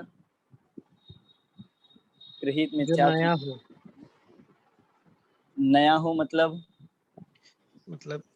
जो अनादिकाल से नहीं है पर अभी शुरू हो रहा है, नया है, और कुगुरु कुदेव की उपासना करना। बिल्कुल सही, यही है कि जो नया इस मनुष्य गति में इस जीव ने स्टार्ट किया है, ऐसी नई विपरीत मान्यता जो कुदेव कुगुरु को धर्म को मानने पर प्रारंभ की है, वो था ग्रहित मिथ्यात्व। मतलब इसको हम ऐसा कह सकते हैं, एक तो है अनादि मिथ्या दृष्टि, मतलब एक तरह से जो अनादि से जिसके मिथ्यात्व चल रहा है, एक सामान्य है। और एक ऐसा है पढ़ा लिखा मिथ्या दृष्टि, जिसने कुछ जानकर पढ़कर नया मिथ्यात्व शुरू कर दिया। मतलब कुछ ऐसे थे जो भगवान को मानते ही नहीं थे, वो अलग है, पर अब एक ऐसा हुआ कि हाँ, मैं भगवान को तो मानूंगा, भगवान की पूजा करूंगा, पर उसमें कौन से भगवान को करने लगा ये नहीं पता। कुदेव, कुगुरु, कुधर्म, इनकी पूजा वंदना करने लगा। तो देखिए ये जो 7 तत्व संबंधी भूल है ये भी ऐसी ही है। 2 तरह की भूल हो गई। एक जो हमने पहले पढ़ी थी वो जो 7 तत्व संबंधी भूल थी वो थी अग्रहित मिथ्यात्व की अपेक्षा से। अग्रहित मिथ्या मतलब जो कॉमन है, सबको चल रही है, चारों गति के जीवों को पाई जा रही है, चाहे वो 1 साल का बच्चा हो, चाहे 10 साल के हो, चाहे 50 साल के वृद्ध हो, सभी के। और ये तो मनुष्य गति के लिए हुआ, और बाकी गतियों में भी सभी जितने भी मिथ्या दृष्टि है उन सभी के वो वाली जो हमने पहले पढ़ी है 7 तत्व संबंधी भूल पाई ही जाती है। मैं इसको अगर थोड़ा एक्सप्लेन करूं तो सभी मिथ्या दृष्टि जो है उनके शरीर और आत्मा को एक मानते हैं, आश्रव को अच्छा मानते हैं, शुभाश्रव को अच्छा मानते हैं, पुण्यबंध को उपादेय मानते हैं, संवर के कारण दुख रूप लगते हैं, इच्छा का अभाव दुख रूप लगता है। तो ये सारी भूल कॉमन है, ये सभी मिथ्या दृष्टि के पाई जा रही है। ठीक है रंजना जी, आप कुछ कह रहे हैं?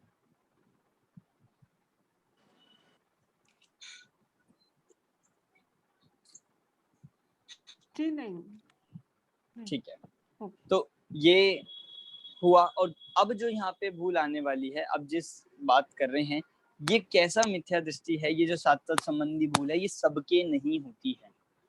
अब ये थोड़ी स्पेशल भूल है, मतलब भूल भी स्पेशल होती है क्या, कि है तो भूल पर कैसी है, थोड़ी स्पेशल है।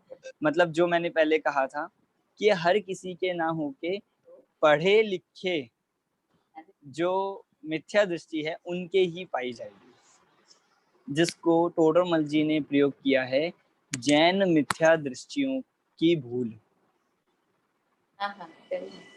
समझ आया आपको किस तरह के, मतलब 2 तरह से मिथ्यात्व हो सकता है। एक तो सभी जीवों को जो सामान्य चल रहा है, चारों गति के हर तरह के जीव, पर यहाँ जो भूलों का वर्णन करेंगे अब ये थोड़ा सा जो पढ़ लिख लेते हैं, थोड़ा सा जो पढ़ने लगे, मतलब अब हम इस कैटेगरी में आ गए। पहले जब हम बात कर रहे थे पिछले साल, मतलब पिछले सेमेस्टर में, तो हम उसमें थे कि जो सामान्य सब जीवों के पाई जा रही है। अब यहाँ जो है ये अपनी बात है, क्योंकि यहाँ किसको ले रहे हैं, पढ़े लिखे जो मिथ्या दृष्टि है, कि जिन्होंने अब थोड़ा बहुत पढ़ लिया है, जो थोड़े बहुत पढ़ के पढ़ने लगे हैं या सुनने लगे हैं, और जो अगर मूल टोडरमल जी के शब्दों में देखें तो जो जैन मिथ्या दृष्टि है, ठीक है, जैन मिथ्या दृष्टि कह के ही वो ये कहना चाहते हैं कि ऐसा जैन जिसने जिनवाणी अब सुन ली, जिसने अब शास्त्रों को सुन लिया, कभी ना कभी प्रवचन सुनता है, कभी ना कभी वह मतलब शास्त्र पढ़ता है, स्वाध्याय करता है, वो होते हैं जैन मिथ्या दृष्टि। ये बहुत आपको ध्यान रखना है, ये अंतर आपका एग्जाम में आएगा, बिल्कुल आएगा। मैं अभी से ही बता दिया कि यहाँ जो भूल की गई है, बताई गई है, इनमें क्या अलग बात है और जो भूल हमने पहले पढ़ी थी उसमें क्या अंतर है। क्योंकि ये जो भूल, आप इसका थोड़ा सा हम जब पढ़ेंगे इन पॉइंट्स तो हमें थोड़े से अलग दिखेंगे, मतलब क्योंकि ये सब जीवों के नहीं हो सकते, ये उसी के होंगे जिसने अब जैन शास्त्रों का थोड़ा बहुत स्वाध्याय स्टार्ट कर दिया है। अब हम लोग इस कैटेगरी में आएंगे, तो इसीलिए अब जो हम भूल पढ़ेंगे बिल्कुल डायरेक्टली ऐसी है कि अपनी ही भूल है। कुछ लोग आ गए हैं इस कैटेगरी में, कुछ नहीं, अभी तक नहीं आए होंगे, पर ये अपनी भूल कही जाएगी। तो हाँ। ये भूल बेसिकली ग्रहित मिथ्यात्व से होने वाली भूलें होगी। बिल्कुल, इसको हम इसीलिए हमने इसको ग्रहित मिथ्यात्व से होने वाली भूल में ले लिया, क्योंकि अग्रहित तो कॉमन है, सबको चल रही थी। अग्रहित वाले को ये भूल हो ही ऐसा जरूरी नहीं है, पर जिसको ये भूल है और जिसको ये ग्रहित मिथ्यात्व संबंधी ये वाली भूलें हैं, उसको अग्रहित तो है ही। जैसा हमने मिथ्यात्व पे लगाया था कि जिसको अग्रहित मिथ्यात्व है तो जरूरी नहीं है उसको ग्रहित भी हो, पर जिसको ग्रहित मिथ्यात्व है उसके अग्रहित तो पाया ही जाता है, क्योंकि वो पहले होता है। ये शब्द समझ आ रहे होंगे सभी को, मतलब कंफ्यूज तो नहीं हो रहे? आशीष जी समझ आ रहा है?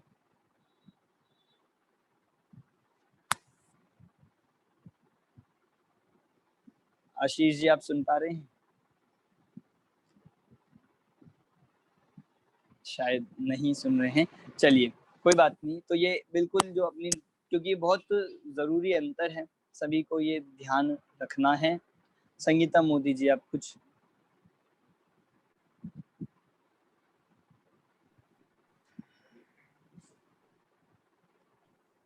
हाँ जी, नहीं जय जिनेंद्र, नहीं वही ग्रहित अग्रहित वाला ही पूछना था जो आ गया। थैंक यू, सुनील जी ने बोल दिया। हाँ, तो समझ आ गया। एक बार और मैं रिपीट कर देता हूँ कि जो हमने पहले 7 तत्व संबंधी भूल पढ़ी है, वो भूल सभी सामान्य जीवों की अपेक्षा से है। सब ऐसे जीव जो चारों गति के हैं, जिसके अनादि से ही मिथ्यात्व पाया जा रहा है, वो 7 तत्व संबंधी भूल उनकी थी। पर यहाँ जो हम 7 तत्व संबंधी भूल पढ़ने वाले हैं, ये गृहीत मिथ्यात्व में आएगी। क्यों आएगी गृहीत मिथ्यात्व में?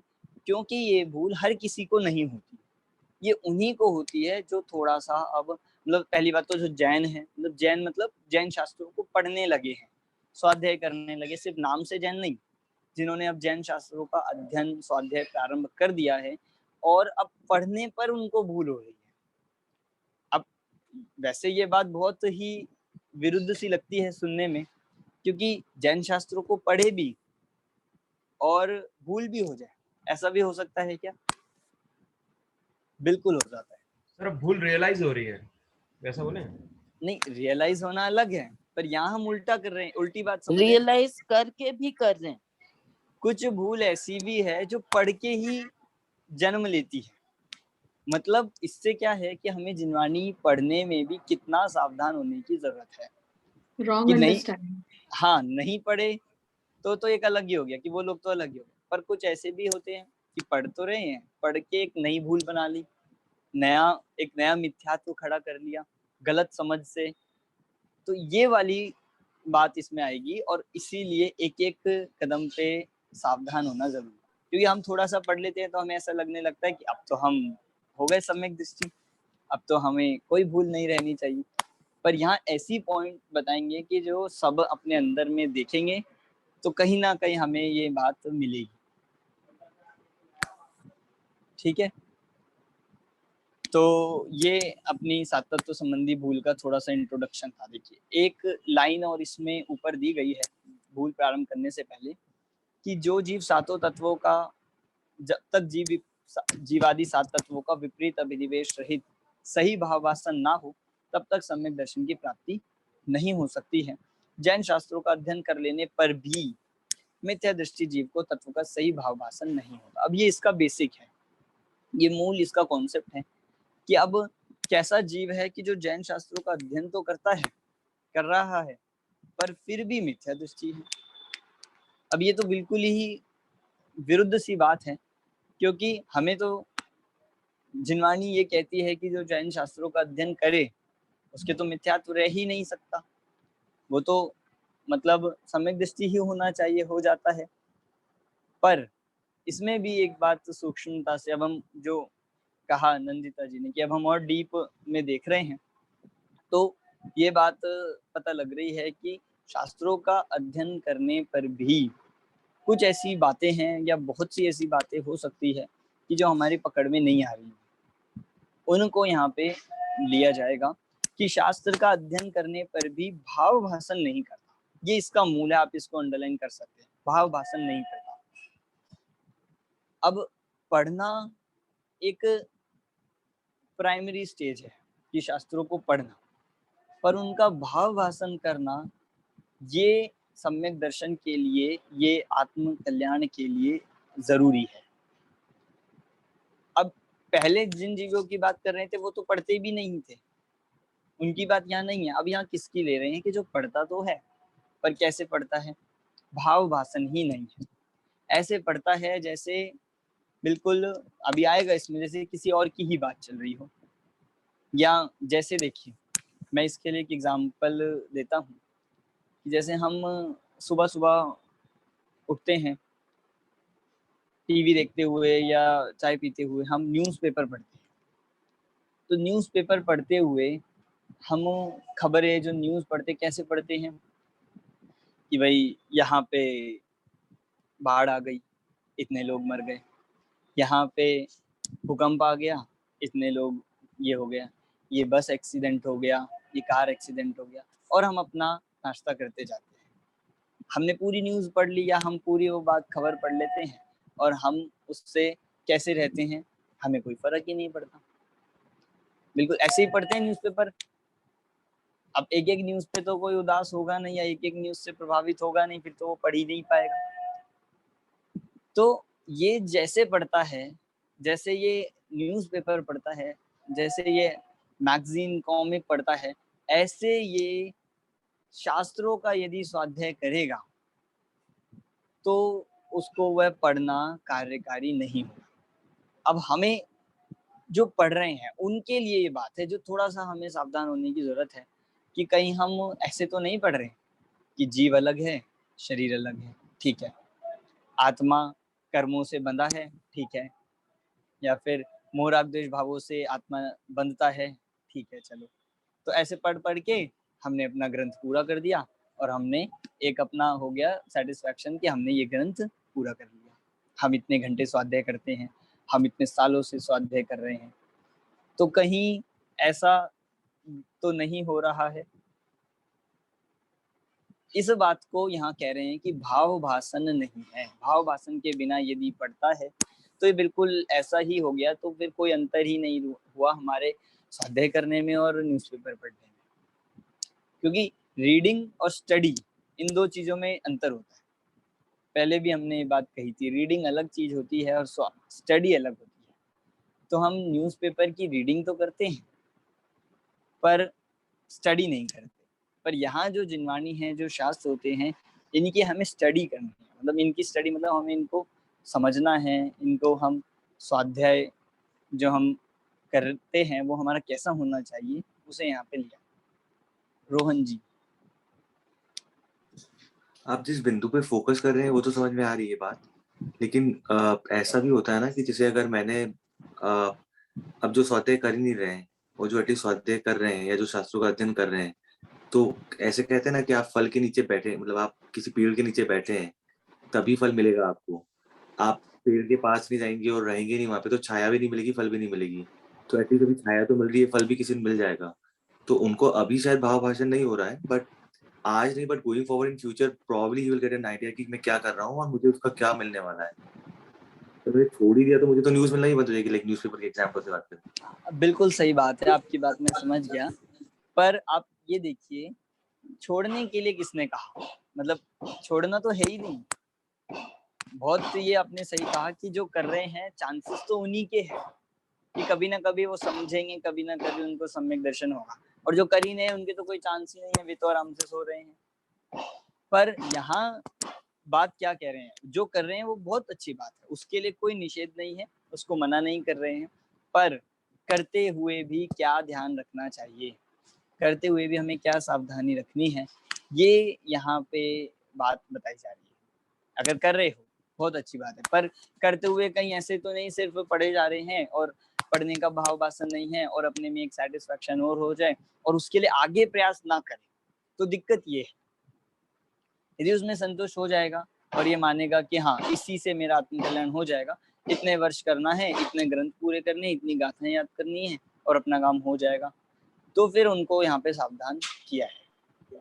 तो इसमें एक और बात है, जैसे मैं अपने बेटे को याद कराते रहता हूँ तो उसको डेफिनेशन याद करवाता हूँ। मैं भी खुद डेफिनेशन याद करने की कोशिश करता हूँ कि याद हो तो अच्छा है। उसका रीजन ये है कि आप जब याद करते हो तो ऑब्वियसली उस टाइम पे तो शायद नहीं आ रहा हो आपको, लेकिन जब आप उसको समझने की, आप उसको एज इट इज पढ़ते हो तो usually then you get a concept after some time. फिर पहली, जैसे आप बता रहे थे ना कि हाँ मैंने पढ़ लिया, जीव अलग है आत्मा अलग है, तो ऐसा होता है, बहुत सारे कॉन्सेप्ट समझ में नहीं आते, बट फिर आप उसको जब तक बार बार पढ़ते जाते हो और चीजों को रिलेट करते हो, फिर कहीं और से सुनते हो, तो गोइंग फॉरवर्ड विचार आते हैं, एक टाइम पे आते नहीं।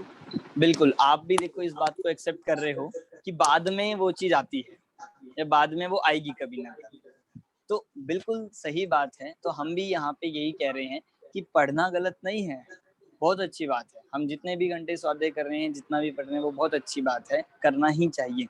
और प्रारंभिक स्टेज में तो वही करेंगे, मतलब वही करना पड़ेगा। पर हमारा जो पढ़ रहे हैं, चाहे हम उस कैटेगरी में ना भी आ रहे हो, हम उनकी बात कर रहे हैं कि जिनको पढ़ते हुए अब 10 साल 20 साल या आधा जीवन पढ़ते हुए बीत चुका है, जिनको मतलब जिन्होंने ढेरों ग्रंथ पूरे कर चुके हैं, पढ़ चुके हैं, तो अब हमारा फोकस किस चीज पे होना चाहिए। तो जो थोड़ा भी पढ़ रहा है तो उसको भी ये बात तो ध्यान में रखनी चाहिए कि बिना भाववासन के पढ़ना कार्यकारी नहीं। मतलब आप भी ये बात तो मान ही रहे हो कि हम जब तक उस चीज को रियलाइज नहीं करेंगे, खुद एक्सपीरियंस नहीं करेंगे, तब तक वो सिर्फ थ्योरी हो जाएगा। पर ये भी है कि थ्योरी की अपनी उपयोगिता है, पर उसके साथ उसका अनुभव करना, उसको मतलब समझते हुए भाव भाषण करना, इसका अपना महत्व है। तो कोई ये बात सुन के अब बंद ना कर दे कि भाई आपने सही बताया कि हम तो वैसे ही नहीं करते थे, अभी थोड़ा बहुत शुरू किया था और आपने कह दिया कि पढ़े लिखे मिथ्या दृष्टि और है तो हम तो अब पढ़ेंगे ही। तो ऐसा नहीं करने के लिए यहाँ पे कह रहे हैं। यहाँ तो ये है कि जितना भी पढ़ रहे हैं उसको समझते हुए भाव भाषण पूर्वक पढ़ें। जैसे आप देखो ना हमें, हाँ भावभाषण का एग्जैक्ट मीनिंग है, मैं ऐसे समझ रही हूँ कि जो हम समझ रहे हैं वैसे भाव बाहर आने चाहिए, तो वही भाव भाषण का समझने के लिए कुछ उदाहरण मैं दे सकता हूँ। अर्पित जी, आपको कुछ प्रश्न है?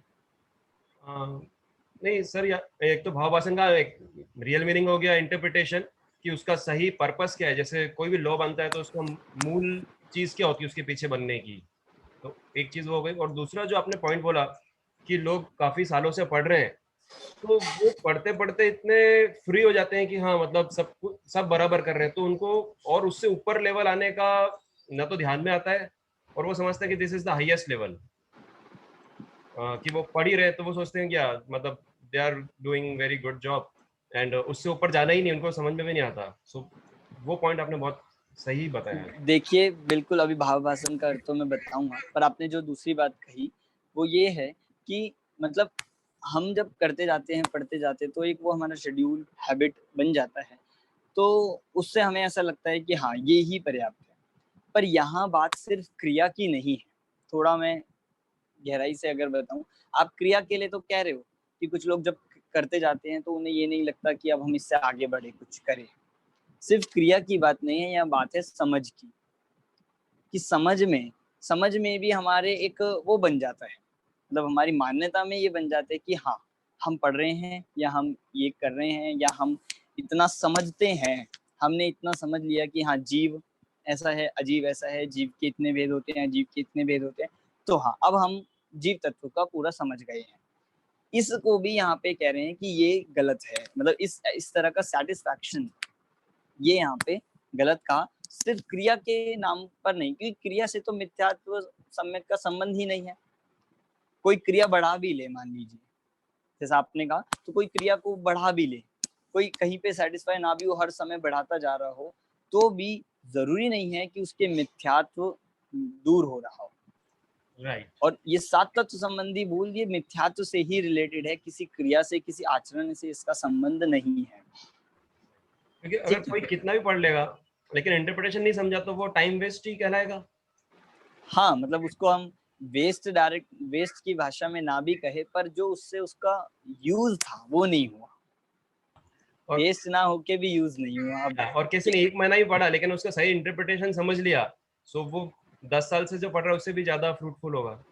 बिल्कुल, ये हम कह सकते हैं, बिल्कुल सत्य तो यही है। और देखो भाव भाषण का जो मतलब पूछा गया ही है, तो भाव भाषण का अर्थ ये होता है कि हम जो पढ़ रहे हैं, जैसे हम जीव के बारे में पढ़े, अभी हम पहला पॉइंट देखेंगे, तो उसके बारे में पढ़कर हमें जीव का ख्याल हो। जैसे मैं पहला पॉइंट पढ़ देता हूँ, जीव और अजीव तत्व संबंधी भूल है कि क्या है। पहले पॉइंट में बताया कि जब जैन शास्त्रों में जीव अजीव के बारे में पढ़ता है, तो जीव के बारे में पढ़ेगा, जीव इतने इंद्रिय होता है, 5 इंद्रिय होता है, 4 गतियों में रहता है, तरस स्थावर जीव के भेद होते हैं, इतने गुण स्थान होते हैं जीव के, इतनी मार्गणाएं होती है, तो सब जान लेगा। जीव के भेद, प्रभेद, पर्याय इतनी होती है, गुण इतने होते, सब जान लेगा, पूरा मतलब थ्योरी समझ लेगा। पर भेद विज्ञान के कारणभूत मतलब और वीतराग दशा के कारणभूत उन कथनों को नहीं पहचानता। इसका मतलब क्या हुआ कि इसने ये सब तो पढ़ लिया कि जीव 5 इंद्रिय, 1 इंद्रिय, 2 इंद्रिय, तो ये जीव की जानकारी के लिए तो मतलब पर्याप्त था, बहुत काफी था, पर इससे हमें भेद ज्ञान नहीं होगा। भेद ज्ञान करने के लिए, सम्यक दर्शन की प्राप्ति के लिए तो हमें ये समझना होगा कि ऐसा ये जो जीव है, जीव को हम चाहे 5 इंद्रिय कह रहे हो, पर जीव फिर भी इंद्रियों से रहित है। चाहे हम जीव को संसारी कह रहे हों, मनुष्य कह रहे हों, पर फिर भी जीव इन 4 गतियों से रहित है। मतलब जीव कभी संसारी रूप होता नहीं है। चाहे हम जीव को 2 इंद्रिय 3 इंद्रिय कह रहे हों, पर फिर भी जीव कभी शरीर सहित होता ही नहीं। जीव का मूल स्वरूप ध्यान में नहीं रहता। अब ये बात पढ़े लिखे जैन जीवों के पे ही घटित होगी, क्योंकि जिन्हें पता ही नहीं 2 इंद्रिय 3 इंद्रिय होते हैं, उनकी तो बात ही नहीं। ये बात उनकी है जिनने अब जीव के बारे में पढ़ा कि 5 इंद्रिय होती है, जीव नारकी, तिर्यंच, देव, नारकी, ये 4 प्रकार के होते हैं। तो ये पढ़ने पर उसे समझना तो क्या था कि ये इंद्रियां जीव को समझने के लिए, पहचान कराने के लिए बताई है, पर वास्तविक रूप में तो देखिए निश्चय से तो जीव के कोई इंद्रियां होती ही नहीं है। आत्मा कितने इंद्रिय होता है बताइए? आत्मा के तो कोई इंद्रिय ही नहीं होती। आत्मा कौन सी गति का होता है? कोई गति का होता ही नहीं है, तो गति तो शरीर की है। तो ये भेद ज्ञान का कारण है, ये नहीं पहचानता, तो इसको ऐसी भाव वासना नहीं होती। भाव मतलब पढ़ लेता है, पर इसको फिर भी भाव वासना नहीं थी। देखो भाव वासना का एक और उदाहरण कहूँ, अभी मैं यहाँ पे अगर बोलूँ कि अगर मैं कहूँ कि महाराष्ट्र के लोग बहुत अच्छे होते हैं, अगर मैं ऐसा बोलूँ कि महाराष्ट्र के लोग बहुत अच्छे होते हैं, तो जो महाराष्ट्र के थे सबको एक थोड़ी सी हंसी सी आ गई। सबको ऐसा लगा कि हाँ अब हमारी बात यहाँ पे करने वाले। मैं 2-4 लाइन और उनकी कह दूं तो फिर तो कैसा लगने लगेगा कि हाँ आज तो हमारी बात चल रही है, ये तो हमारी बात है। तो अभी मैंने क्या कहा, महाराष्ट्र के लोग। अब मैं कह दूं कि मान लो गुजरात के लोग, गुजराती लोग बहुत मीठे होते हैं, तो जो गुजराती होंगे अब उन्हें कैसा लगने लगेगा कि हाँ अब ये मतलब हमारी बात चल रही है, ये बिल्कुल कि हाँ अब अच्छा सा लगेगा सुनने में। तो आपको हमने बोला तो क्या था, महाराष्ट्र के लोग या गुजराती लोग, अब उससे एकदम क्या हो गई, आपको भाव वासना हो गई कि हाँ ये मेरी बात है और हमें उसका आनंद आ गया, हमें उसका मजा आ गया। अगर मैं कहूँ कि सब पुरुष जो हैं वे सब ये करें, या पुरुष वर्ग ये करे या ये चीज बोले, तो सब पुरुष सब क्या हो जाएंगे, एकदम अटेंटिव हो जाएंगे, सब एकदम बोलने लगेंगे, क्योंकि हमें इस पुरुष शब्द की भाव वासना है। अब ये होता है भाव वासना। हमने बोला तो था पुरुष, आपका नाम तो नहीं लिया था। महाराष्ट्र के लोग बोला था पर आपका नाम तो नहीं लिया था अर्पित जी, पर आप हमें एकदम अच्छा सा लगा, हमें एकदम खुश हुए हम, तो ये हो गई हमें भाव वासना। ऐसे ही जब जीव बोला जाता है, जब आत्मा बोला जाता है, तो हमें क्या भाव वासना होती है? कुछ भी नहीं होती।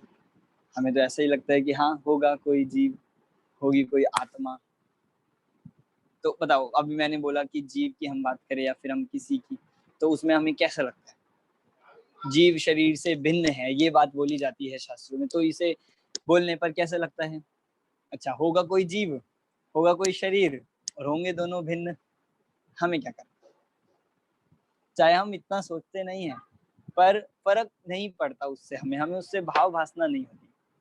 अगर मैं यहाँ पे बोलूँ कि रसगुल्ला बोला जाए, तो दिखाया भी नहीं है, सिर्फ बोला है, और बोलने से ही हमें क्या आ जाएगा, उसका जो उसका स्वाद है वो हमारे मुंह में आ जाएगा, मतलब उसका ख्याल में आ जाएगा क्या स्वाद होता है, कैसा होता है। हम कोई भी ऐसी चीज़, कोई इमली बोले तो उसका खट्टापन एकदम हमें ध्यान आ जाएगा। तो ये कैसे हुआ कि हम उस शब्द से ही उसके भाव वासना हो रही है, ये होता है भाव वासना। समझ आ रहा है आपको सरिता जी? सर ऐसे बोल सकते हैं कि पढ़ तो लेते हैं पर एग्जैक्ट समझ नहीं आ पाती है। समझ कहिए या फिर उससे जुड़ नहीं पाते हैं, या फिर हम उसको सिर्फ पढ़ लेते हैं पर बाकी उसको उतार ये श्रद्धान नहीं हो पाता। उसको हम टोडरमल जी की भाषा में कहेंगे, उसका नाम है श्रद्धान। तो इसका नाम है भाव वासना नहीं होना। तो यथार्थ यही स्वरूप को ना जानना, ऐसे बोल सकते हैं। यथार्थ स्वरूप कह तो देगा, बिल्कुल एज इट इज कह सकता है, क्योंकि अब जो ये बातें कहता है, जैसे सेकंड पॉइंट है कि शास्त्रानुसार जान लेता है, पर अपने को पर में ना मिलाना और पर का अंश अपने में ना मिलाना, ऐसा श्रद्धान नहीं करता। मतलब जब भेद ज्ञान की भी बात होगी कि जीव अलग है, शरीर अलग है, ये बात पढ़ लेगा, शास्त्रानुसार कह भी लेगा, यथार्थ है बिल्कुल, पर मानेगा? मानता नहीं है। मानता फिर भी क्या है कि मैं जीव और शरीर एक ही हैं, जुड़े हुए हैं, मैं शरीर का काम करता हूँ, शरीर मेरा काम करता है, यही लगता है। तो इसको कह रहे हैं कि शास्त्रानुसार जान लेता है, थ्योरेटिकल तो समझ लेगा, सुना भी देगा, एग्जाम में फर्स्ट भी आ जाएगा, पर फिर भी उसका जो सच्चा श्रद्धान है वो नहीं हो पाता है। इसका मतलब है भाव भाषण नहीं होता है। सर जैसे अभी हम लोग पढ़ते हैं और कभी किसी ने अचानक से क्वेश्चन तो एकदम दे नहीं पाते रिप्लाई, इसका मतलब सही भाव भाषण हो नहीं पाया है। देखिए ये तो थोड़ा रिप्लाई तो ये हमारे ज्ञान पे भी डिपेंड कर सकता है, वो ज्ञान का कार्य है कि एकदम से याद नहीं आए, मान लीजिए वो ज्ञान का हमारी मतलब स्मरण शक्ति का हो सकता है। पर बात है चाहे क्वेश्चन कोई पूछे या ना पूछे, हम क्या समझते हैं, हमारा श्रद्धान कैसा है, उसकी बात यहाँ पे कर रहे हैं। कि हम भी जब काम करते हुए तो बीच बीच में डाउट लगने लग जाता है कि नहीं, सुख तो घूमने फिरने में ही है, थोड़ा थोड़ा जब हम करते हैं तो फिर सुख तो खाने पीने में ही है, मजा तो इसी में है। तो ये अंदर में आता है नहीं आता, शरीर और आत्मा लगते तो एक ही है, हम देखो शरीर का ध्यान रखते तो अंदर में ये अगर चलता है तो मतलब पढ़ते हुए भी भाव वासना नहीं हो रही है। हाँ अर्पित जी। ये तो वैसे ही हो गया जैसे पढ़ तो लिया, समझ भी लिया, लेकिन प्रैक्टिकल नहीं किया उसको, तो प्रैक्टिकल नहीं किया इसका मतलब अधूरी समझ है। बिल्कुल, प्रैक्टिकल भी हम कहेंगे, प्रैक्टिकल भी बाद में होगा, पहले सच्ची समझ जरूरी है। अगर समझा ही नहीं, में आने के बाद भी जीवन में नहीं उतारा तो फिर अधूरी समझ हुई ना। हाँ ये भी कह सकते हैं।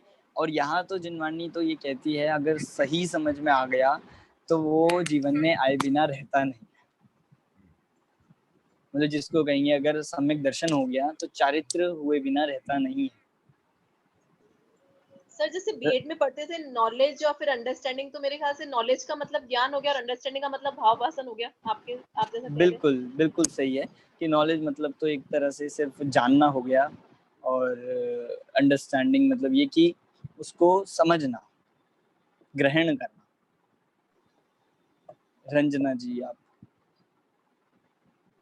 सर इसका मतलब तो ये हुआ कि हम उसके जो सही भाव वो बताना चाह रहे हैं उसे समझ के अपने अंतरंग में उतार के उसे व्यवहार में लाएं, तो ये सही भाव भाषण हुआ। सिर्फ व्यवहार, वही मैंने कहा कि ठीक है ये बात भी सही है, पर सिर्फ व्यवहार में लाना ही भाव भाषण नहीं है, आपको समझ के लेवल पे भी पहले सही होना चाहिए। हाँ मैं सर वही कहना चाह रही हूँ कि उसको सही स्वरूप को उसके समझना, उसके भावों को अपने अंतरंग में उतार के उसे व्यवहार में लाना। फिर हाँ कह सकते हैं हम, बिल्कुल ठीक है। ये भी तो भाव भाषणा यही है कि शास्त्र के अनुसार जान लेता है। ठीक है, 2 पॉइंट इसमें हुए। तीसरा है कि देखो जैसे अन्य मिथ्या दृष्टियों के समान यह भी आत्माश्रित ज्ञान आदि और शरीर आश्रित उपदेश उपवास आदि क्रियाओं में अपनत्व मानता है। कि जैसे मिथ्या दृष्टि है, अब इसमें और मिथ्या दृष्टि में कोई अंतर ही नहीं रहेगा। क्यों? मिथ्या दृष्टि तो क्या मानता है कि मैं व्यापार करता हूँ, मैंने ये करा, मैं घर चलाता हूँ, मैं बिजनेस चलाता हूँ, मेरे कारण से ये कंपनी चल रही है, तो मिथ्या दृष्टि ये मानता है मैंने ये किया।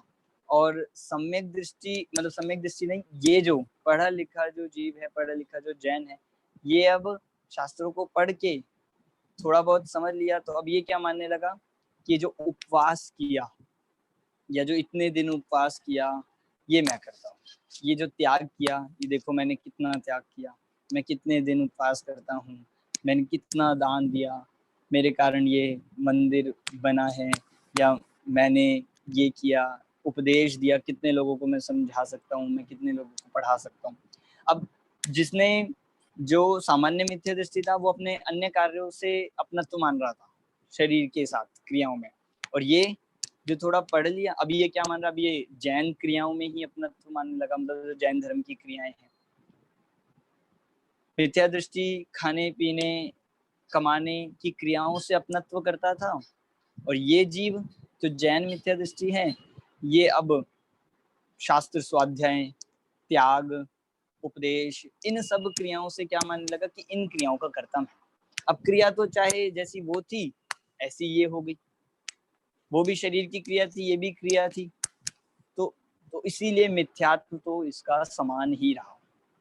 अब ये सामान्य जीवों को नहीं होता, ये उनको होता है कि जो अब उपदेश उपवास कर रहे हो।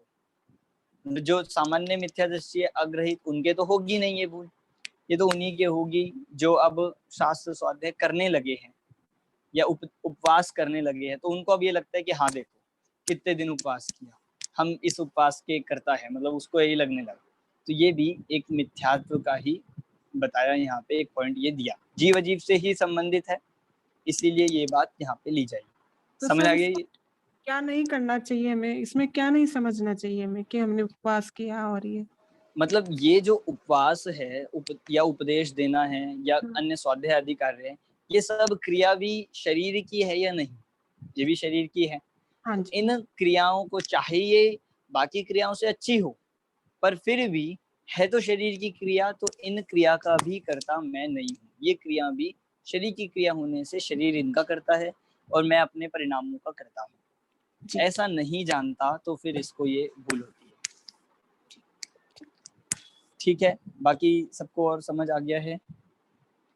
ये जो कही यहाँ पे 3 पॉइंट जो हमने ले लिए, मूल वही चल रहा है कि भाव भाषण नहीं है। अब पहले तो पढ़ता था कि स्वाध्याय करना चाहिए, उपवास करना चाहिए, तो करता नहीं था।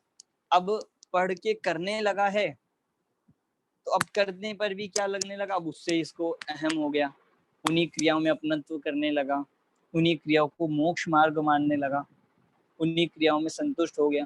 तो ये एक सेकंड लेवल का मिथ्यात्व है, मतलब सेकंड स्टेज का।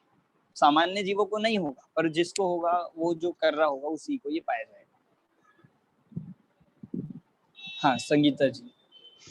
भैया जी ऐसा बोल सकते हैं कि परिणाम तो जीव के हो रहे हैं और वो करेगा तो पुद्गल से ही, जो भी करेगा बाहरी क्रिया, लेकिन उसमें अहम नहीं पालना, कि ये ना बताना कि मैं बहुत ये हूँ, मैं बहुत मैं पना ना करना।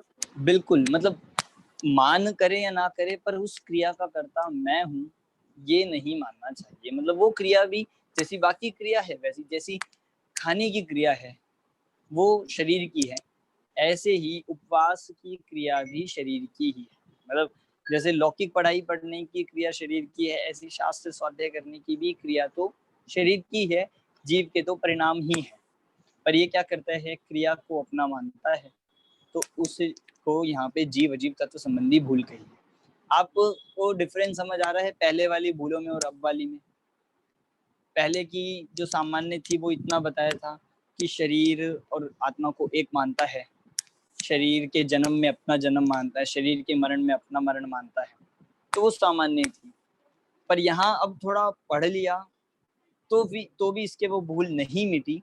ये बात यहाँ पे और सूक्ष्मता से बता रही है। सर मैं बोलना चाहती थी, तो इन शॉर्ट यदि मैं समझी हूँ, वो ये है कि हम कुछ भी करें शरीर से, लेकिन उस पे ध्यान न लगा के उस समय हमारे जो भाव होते हैं बस वो इम्पोर्टेंट है ना, परिणाम जो है।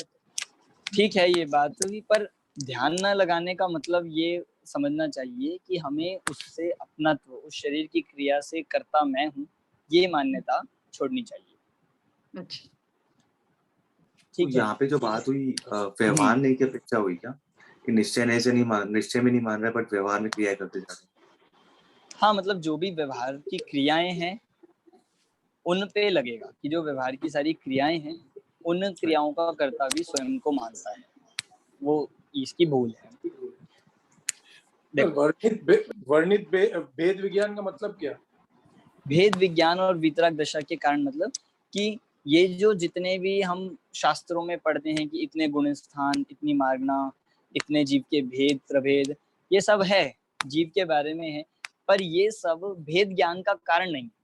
भेद ज्ञान का कारण तो मतलब ये हो गया कि मूल बात समझना कि जीव भिन्न है और शरीर भिन्न है, और वह जीव मैं हूँ, शरीर मैं नहीं हूँ, ये मूल बात है भेद ज्ञान की।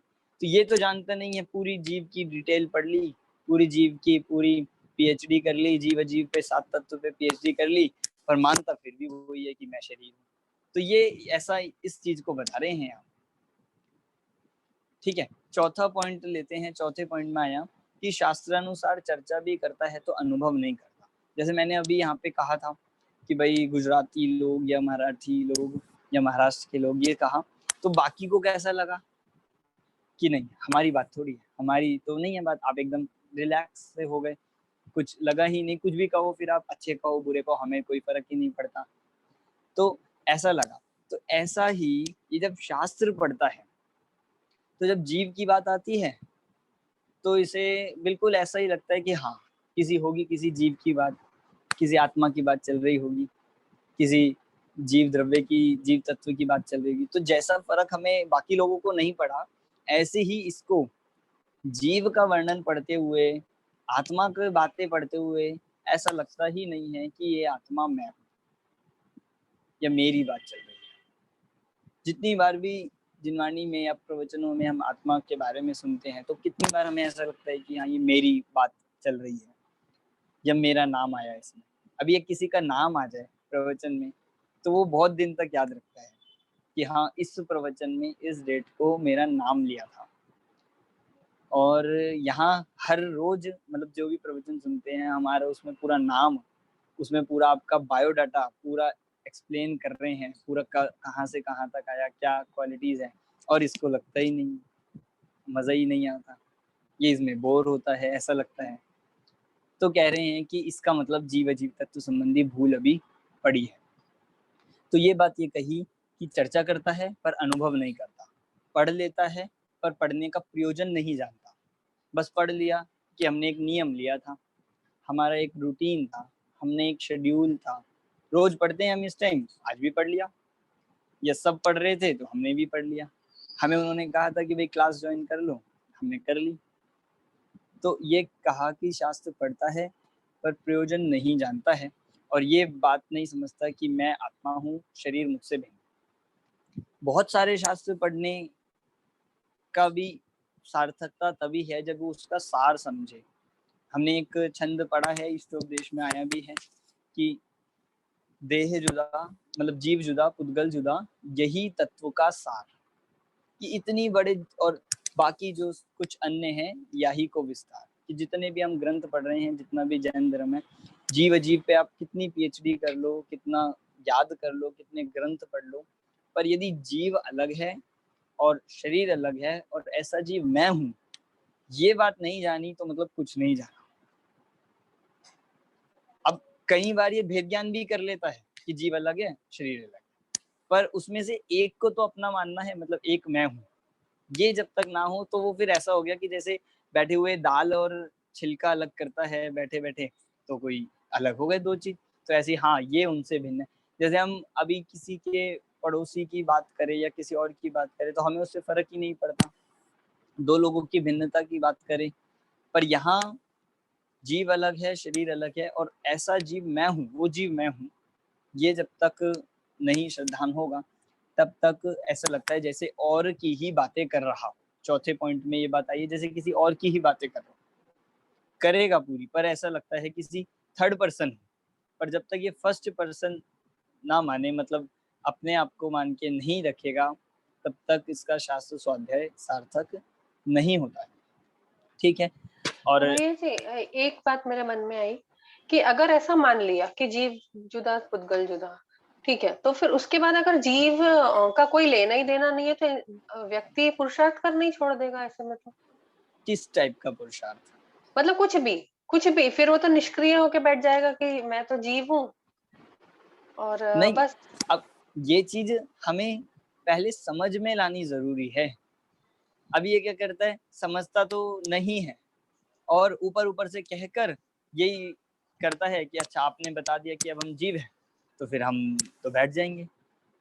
पर जिसकी सच्ची समझ होगी, क्योंकि यहाँ पे समझ में बदलाव करना है आपको, अपनी क्रियाओं में नहीं करना। जीव, अब जिसने ये समझ लिया कि जीव अलग है शरीर अलग है, तो क्या वो व्यापार करेगा कि नहीं करेगा? कर सकता है, क्यों नहीं कर सकता? वो घर चला सकता है, मतलब घर के काम कर सकता है कि नहीं कर सकता? कर सकता है। कर तो राज्य कर सकता सकता है, लेकिन फिर वो भावना तो फिर आए ना, कितना मतलब कौन सी भावना? ये कि मतलब कि मैं कर रहा हूँ, ऐसे तो नहीं बोलते ना कि जीव कर रहा है या कुछ भी, नहीं, पुद्गल के द्वारा ही होगा जो होगा। पुद्गल के द्वारा होगा, पर वो पुद्गल की क्रिया होते हुए भी समझना क्या है। क्रिया बंद नहीं होगी, करेगा भी, पर मानेगा क्या। अभी क्या दिक्कत हो रही है, करते हो या ना भी करते हो, पर मान्यता क्या है कि मैं करता हूँ। अब होगा क्या कि क्रिया तो होगी, जो जो योग्य काम है, जिसका व्यापार है, जिसका घर है, जिसकी जॉब है, वो पढ़ाई है, वो सब होगा, पर करते हुए भी समझ क्या होगी कि ये क्रिया का करता मैं नहीं हूँ। इसका मतलब ये नहीं हो जाता कि जीव निष्क्रिय हो जाएगा या क्रिया रोक देगा, क्योंकि क्रिया जब वो कर ही नहीं रहा है तो रोकना और करना उसके हाथ में ही नहीं है। अगर वो होनी होती है तो भी होगी, और नहीं होनी होती तो नहीं होगी। ये अपना योग्य उसमें पुरुषार्थ जिसे आप कह रहे हो वो निमित्त बनेगा, और इसको उसके अगर वो क्रिया होनी होगी तो इसको करने के भाव भी आएंगे, तो चलता रहेगा सारा, मतलब कोई दिक्कत नहीं आएगी, पर समझ बदल जाएगी, इसका जीवन बदल जाएगा। कि अभी क्या है दिक्कत, अभी ये करता कुछ नहीं है, पर भार और मान्यता पूरी इंडिया की तो छोड़ो, पूरे वर्ल्ड की भी लेके चल लेता है कि भाई, और जैसे जो जिसके हाथ में हो वो जो चलाता हो, जिसको लगता हो तो उसको ये मन करता कुछ नहीं है। पर तब क्या होगा कि काम जो हो रहे हैं वो होंगे, पर इसका जो भार है, मान्यता है, वो निकल जाएगी। तो ये जीव अजीव की भूल में कहा। और अंतिम 5वां पॉइंट में भी यही कहा कि जीव और पुद्गल के परस्पर निमित्त से जो क्रिया होती है, उन क्रियाओं को भी, मतलब उन्हें क्या मानता है कि वो क्रिया जीव की क्रिया है, और पुद्गल की क्रिया को जीव की क्रिया मानता है, और जीव की क्रिया को पुद्गल। जैसे भोजन करना है, ये पुद्गल की क्रिया है, इसको क्या मानता है, मैंने खाया या मैंने व्यापार किया। तो ये सब भी क्या है, ये जीव इसका निमित्त मात्र है, इस चीज का ज्ञान नहीं करता। तो ये जो मिक्स कर देता है, ये दोनों को अलग अलग नहीं जानता है, ये भिन्न भिन्न भाव भाषित नहीं होता। कि जैसे हमने भोजन की क्रिया ली, तो इसमें अब दोनों का रूप है। क्या क्या कि जो ये द्रव्य क्रिया हो रही है, खाने की, चबाने की, ये सब तो पुद्गल की है, और जो खाने का भाव आ रहा है ये जीव का है। तो अब इन दोनों को इतना भेद ज्ञान पूर्वक जाने तो ठीक है, पर इसे क्या लगता है मैं ही खा रहा हूँ, ये सबको मिलजुला के एक कह देता है। पहले भी हमने ये बात समझी थी कि अगर हम इन क्रियाओं में देखें तो 2 क्रिया हो रही है, तो उनके कर्ता भी 2 अलग अलग ही होंगे। ये सब मिला के अगर एक कह देगा, भिन्न भिन्न भाव भाषित नहीं करेगा, तो जीव अजीव तत्व संबंधी भूल होती है, और ये हमारी हर क्रिया में होती है। अब जैसे बोल रहा हूँ मैं, ये बोलने की क्रिया हो रही है, इसमें भी जीव और पुद्गल दोनों का रोल चल रहा है। पुद्गल के ये वचन और जीव को बोलने के भाव, तो इतना स्पष्ट यदि इसको पता होगा तो ये भूल नहीं करेगा, मतलब इतना इसको मानेगा। तो फिर इसको, अब मान लीजिए कुछ आवाज खराब हो जाए, कुछ सही नहीं निकले, या बहुत अच्छी आवाज निकल जाए, तो ना ये मान करेगा, ना ये अपने आप को हीन मानेगा, क्योंकि इसे पता है पुद्गल की क्रिया तो, ये बोलने की क्रिया तो पुद्गल की है और इसका तो भाव है। तो ये भेद ज्ञान होना जरूरी है। तो आज हमने ये जीव अजीव तत्व संबंधी भूल समझी है। इसमें किसी को कोई प्रश्न हो, कोई डाउट हो तो आप बताइए। किसी को भी कोई प्रश्न इसमें, जिनकी वीडियोस ऑफ है अपने। राहुल जी, आपको समझ आ गया? जी सर। इसमें सर एक बात पूछनी है। हाँ जी। अभी आपने बोला कि जैसे मैं बोल रहा हूँ तो बोलने का भाव वो जीव का भाव है, और जो वाणी की क्रिया है वो पुद्गल की क्रिया है, ऐसा बोला आपने, वो ठीक है? हाँ जी। अच्छा अच्छा, जो ठीक बोलने है। जो परिणाम है वो जीव का है, और ये वचन निकलना, ये जीव आदि का जो परिणमन है, हिलना, ये शब्द निकलना, ये पुद्गल का है। अब दोनों को जो क्रिया जिसकी है उसका कर्ता जो है वो समझे तो ठीक है, पर ये दोनों को मिला के क्या करता है, मैंने बोला, मैंने गाया, या मैंने गाया, मतलब कोई बहुत अच्छा गाता हो तो उसको लगेगा मैंने गाया। तो ये यहाँ पे भूल कही है। हाँ जी,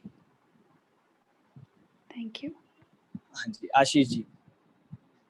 भैया इसको और थोड़ा सा डिटेल में समझने के लिए ना, मैं थोड़ा सा कुछ मेरे भाव आते हैं तो उसको बताना चाह रहा हूँ, अगर आप कहो तो बता दूं। बताइए बताइए। अब क्या है ना कि कार्य, सबसे पहले ये देखता हूँ मैं कि कार्य होने में किस चीज की जरूरत है।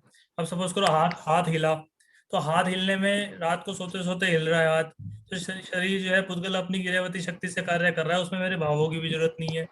और कई बार मेरे जीव के भाव हो रहे हैं लेकिन बाहर में वो उस तरह की क्रिया हो नहीं पा रही, तो फिर ना तो कार्य शरीर मतलब भावों से हो रहा और ना ही कार्य पुद्गल के कुछ, मतलब चीजें स्वतंत्र चल रही हैं, भाव भी और ये इसका वो भी, और मेरा कार्य जानना देखना है, बस अपना आनंदित रहने। बिल्कुल, अरे मतलब इसमें हमें इन दोनों की भिन्नता स्पष्ट दिख जाए कि भाव अलग है तो भाव का कर्ता भी अलग है, क्रिया अलग है तो क्रिया का कर्ता भी अलग ही हुआ। क्योंकि कई बार जो आपने कहा हमें ऐसा दिखता है कि हम चाहते हैं, भाव हो रहे हैं पर नहीं हाथ हिला पा रहे या नहीं कर पा रहे जितने, जैसे भी कई बार होता है हम जो चीज चाहते हैं वो नहीं हो रही।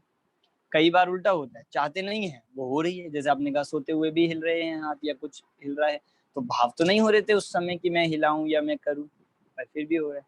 अब जितने भी हमारे शरीर में ऑर्गन्स है जो अपना काम कर रहे हैं, आप किस किस में सोच रहे हो कि अब इसमें थोड़ा सा ये होना चाहिए, अंदर क्या चल रहा है, पर हो रहा है। तो इससे ही पता लग जाता है कि जिस शरीर को हम बिल्कुल मैं, मेरा या मैं इसका कर्ता मानते हैं वो भी प्रत्यक्ष भिन्न है, तो बाकी के पदार्थों की तो बहुत दूर की बात है।